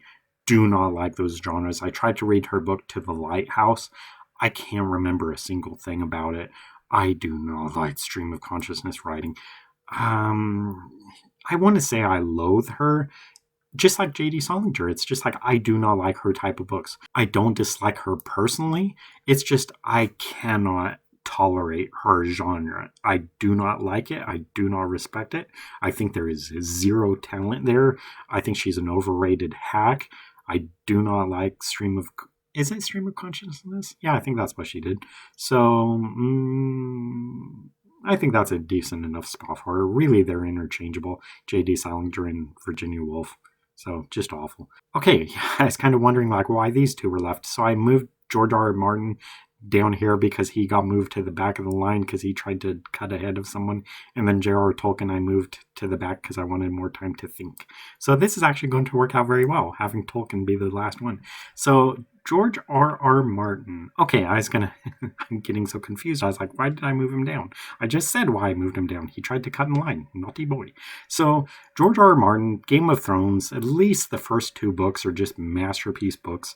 By the third book, I kind of began to lose interest. Really, actually, in the second book, I began to lose interest. But I definitely recognize all the amount of work it took him to put into that series. He did do things that I dislike. I think he kind of imitates a lot of Stephen King, where one, he's just being very wordy, and the other thing is he uses a lot of italics, which I do not like, and that's something Stephen King does a lot. So I think George R. R. Martin saw that Stephen King does a lot of italics, so Martin thought, oh, I'll do that too, and I do not like it. So I think that is a flaw. It's definitely not overrated crap. It's definitely not formed sentences. It is good enough. It is talented. Is it genius? I think there's genius elements of it, and there's like masterpiece elements of it. I think I'm going to go ahead and put him in genius tier. I mean, just to come up with Game of Thrones and also like House of the Dragon, how much those shows, how much detail and world building and episodes and stuff are all in those shows, and how much of it came from the fertile mind of George R. R. Martin. Like, how does one guy think of all of this? Like, you watch Game of Thrones and you think, they had to have had 100 writers coming up with this show. But no, it's just one dude. One dude came up with all of it. That is amazing. So, I'm going to go ahead and put him above Jules Verne, even though I definitely respect Jules Verne for his contribution to science fiction. Vikram Seth, I think it's incredible what he did, having a full novel of rhymed lines or whatever, rhymed verse. Incredible achievement. I think that would be more difficult than what George R. R. Martin did, but George R. R. Martin has written thousands of pages of Game of Thrones and stuff, which I think does put him over Vikram Seth just in terms of like sheer productivity. Brandon Sanderson, I mean, I think I'd have to acknowledge, I definitely like the first two Game of Thrones books far more than I've liked anything by Brandon Sanderson. Mary Shelley, I just can't put George R. R. Martin in Game of Thrones above Mary Shelley or Frankenstein. So that's where he goes. Genius tier below Mary Shelley, above Brandon Sanderson for George R. R. Martin. And then we finally come to the last one of the day, J.R.R. Tolkien. I could just end the video here and just be like, okay, thank you guys for watching, and not even rank him. Okay, so he could be a genius, he could be talented, he could be good enough. He could be formed sentences, he could be flawed. I don't really want to, there are elements of J.R.R. Tolkien that are overrated crap for sure. Not absolute garbage. I mean, come on, get real, it's not garbage. I don't loathe him entirely. So, his floor is overrated crap. His ceiling is genius. I don't even know how to begin to sort this out. Probably what I'll have to do is just meet in the middle, just because it's like, okay, those are two tiers there, genius and talented. Flawed and formed sentences, those are two tiers. So good enough is right in the middle. Now, Jack London, like I say, The Sea Wolf and White Fang, I liked far more than I've, anything by J.R.R. Tolkien. I've read The Hobbit and the Lord of the Rings series, and I think, Jack London is far better with The Sea Wolf and White Fang. Far better books, I think, than Lord of the Rings. And yeah, I know Lord of the Rings is like the, god tier for fantasy. I mean, it's like, he may as well be the William Shakespeare of the fantasy genre. But he did so many things that I think are kind of overrated.